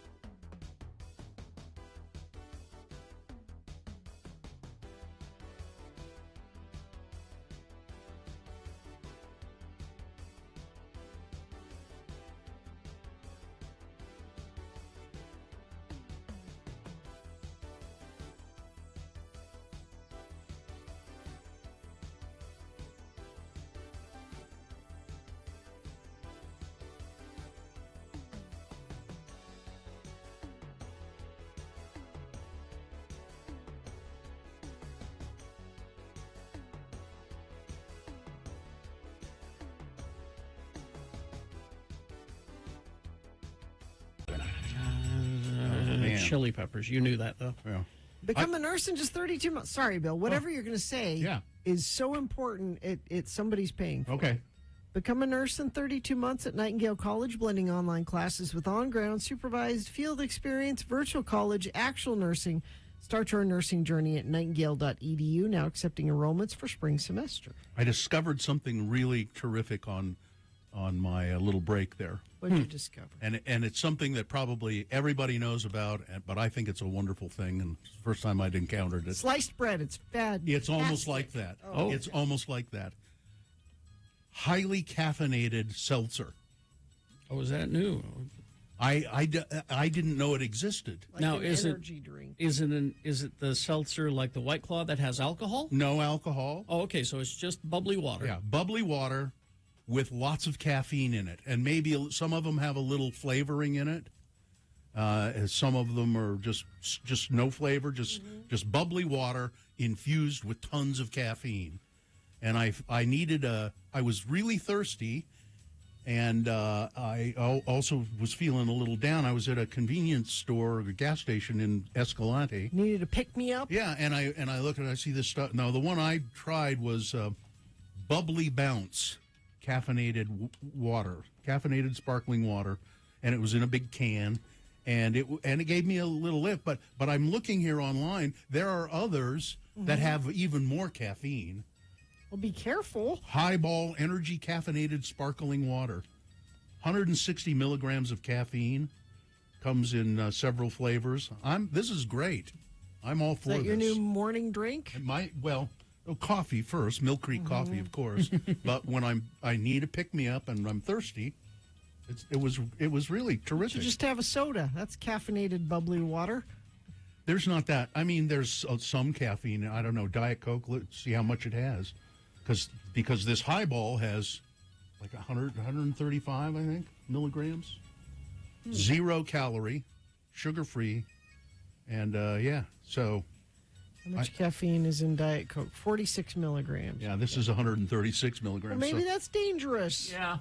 That sounds kind of dangerous. Do you care about your heart? Maybe it's dangerous, but would they sell it if it was dangerous? Don't you have high blood pressure? No. Oh, you're good with No, I take medication to control that. So you take medication to control that, and then you'll counteract it with a bajillion... I am tired of you always shaking your finger at me. Because I care about you? You are not my mother. Because I care about you. I'm a big boy, and I can make my own decisions. You make the wrong decisions. I made the wrong decision by saying, let's put her on the show. That was the wrong decision I made. All right, to change the subject quickly before we get to the promo. Yes. The trailer for Violent Night, the R-rated David Harbour is Santa Claus Die Hard movie. It's fake. It's fake. No, it's real. Oh, okay. It's a real movie. No, it's just our attorney Ed Brass wasn't sure, because he's such a John Wick fan. He's a skeptic. He was a skeptic. He says, does he kill 3 men with a stocking? Because apparently John Wick does that. Oh, like a Christmas stocking. And I said, he stabs people with candy canes. Yeah. He also fills a stocking with billiard balls and smashes you with them. Yeah, this almost sounds like maybe it could not be a real thing. So then Ed goes and watches the trailer, and he sends it back, I'm in. Okay. Yeah. I said, it's right up your alley. He goes, definitely. This will be a new family holiday tradition. Okay. It's a Wonderful Life Can Be Laid to Rest. There This you go. is the movie that we now watch for. Yeah, be a Wonderful Life. I get tired of seeing Jimmy Stewart kick ass every year. That's right. Goodbye, movie house. All right. Let's do the promo and crawl towards the exits, shall we? Coming up on Friday's Radio from Hell show. At 7:45, we are having another drink with Jimmy the Wine Guy featuring Quilt Napa Valley Cabernet Sauvignon. And stick around, he'll be answering your drinking questions at 8. So grab a drink and join us for that and more on Friday's Radio from Hell show on X96. All right. There we go. Highball. All right. I think we got everything taken. We got everything given away and business taken care of. Fine job as always, Katie. Live long and prosper, bitches. Don't you know who I am? You lay down with dogs, you wake up with Conway Twitty. That's right. Marcy is next.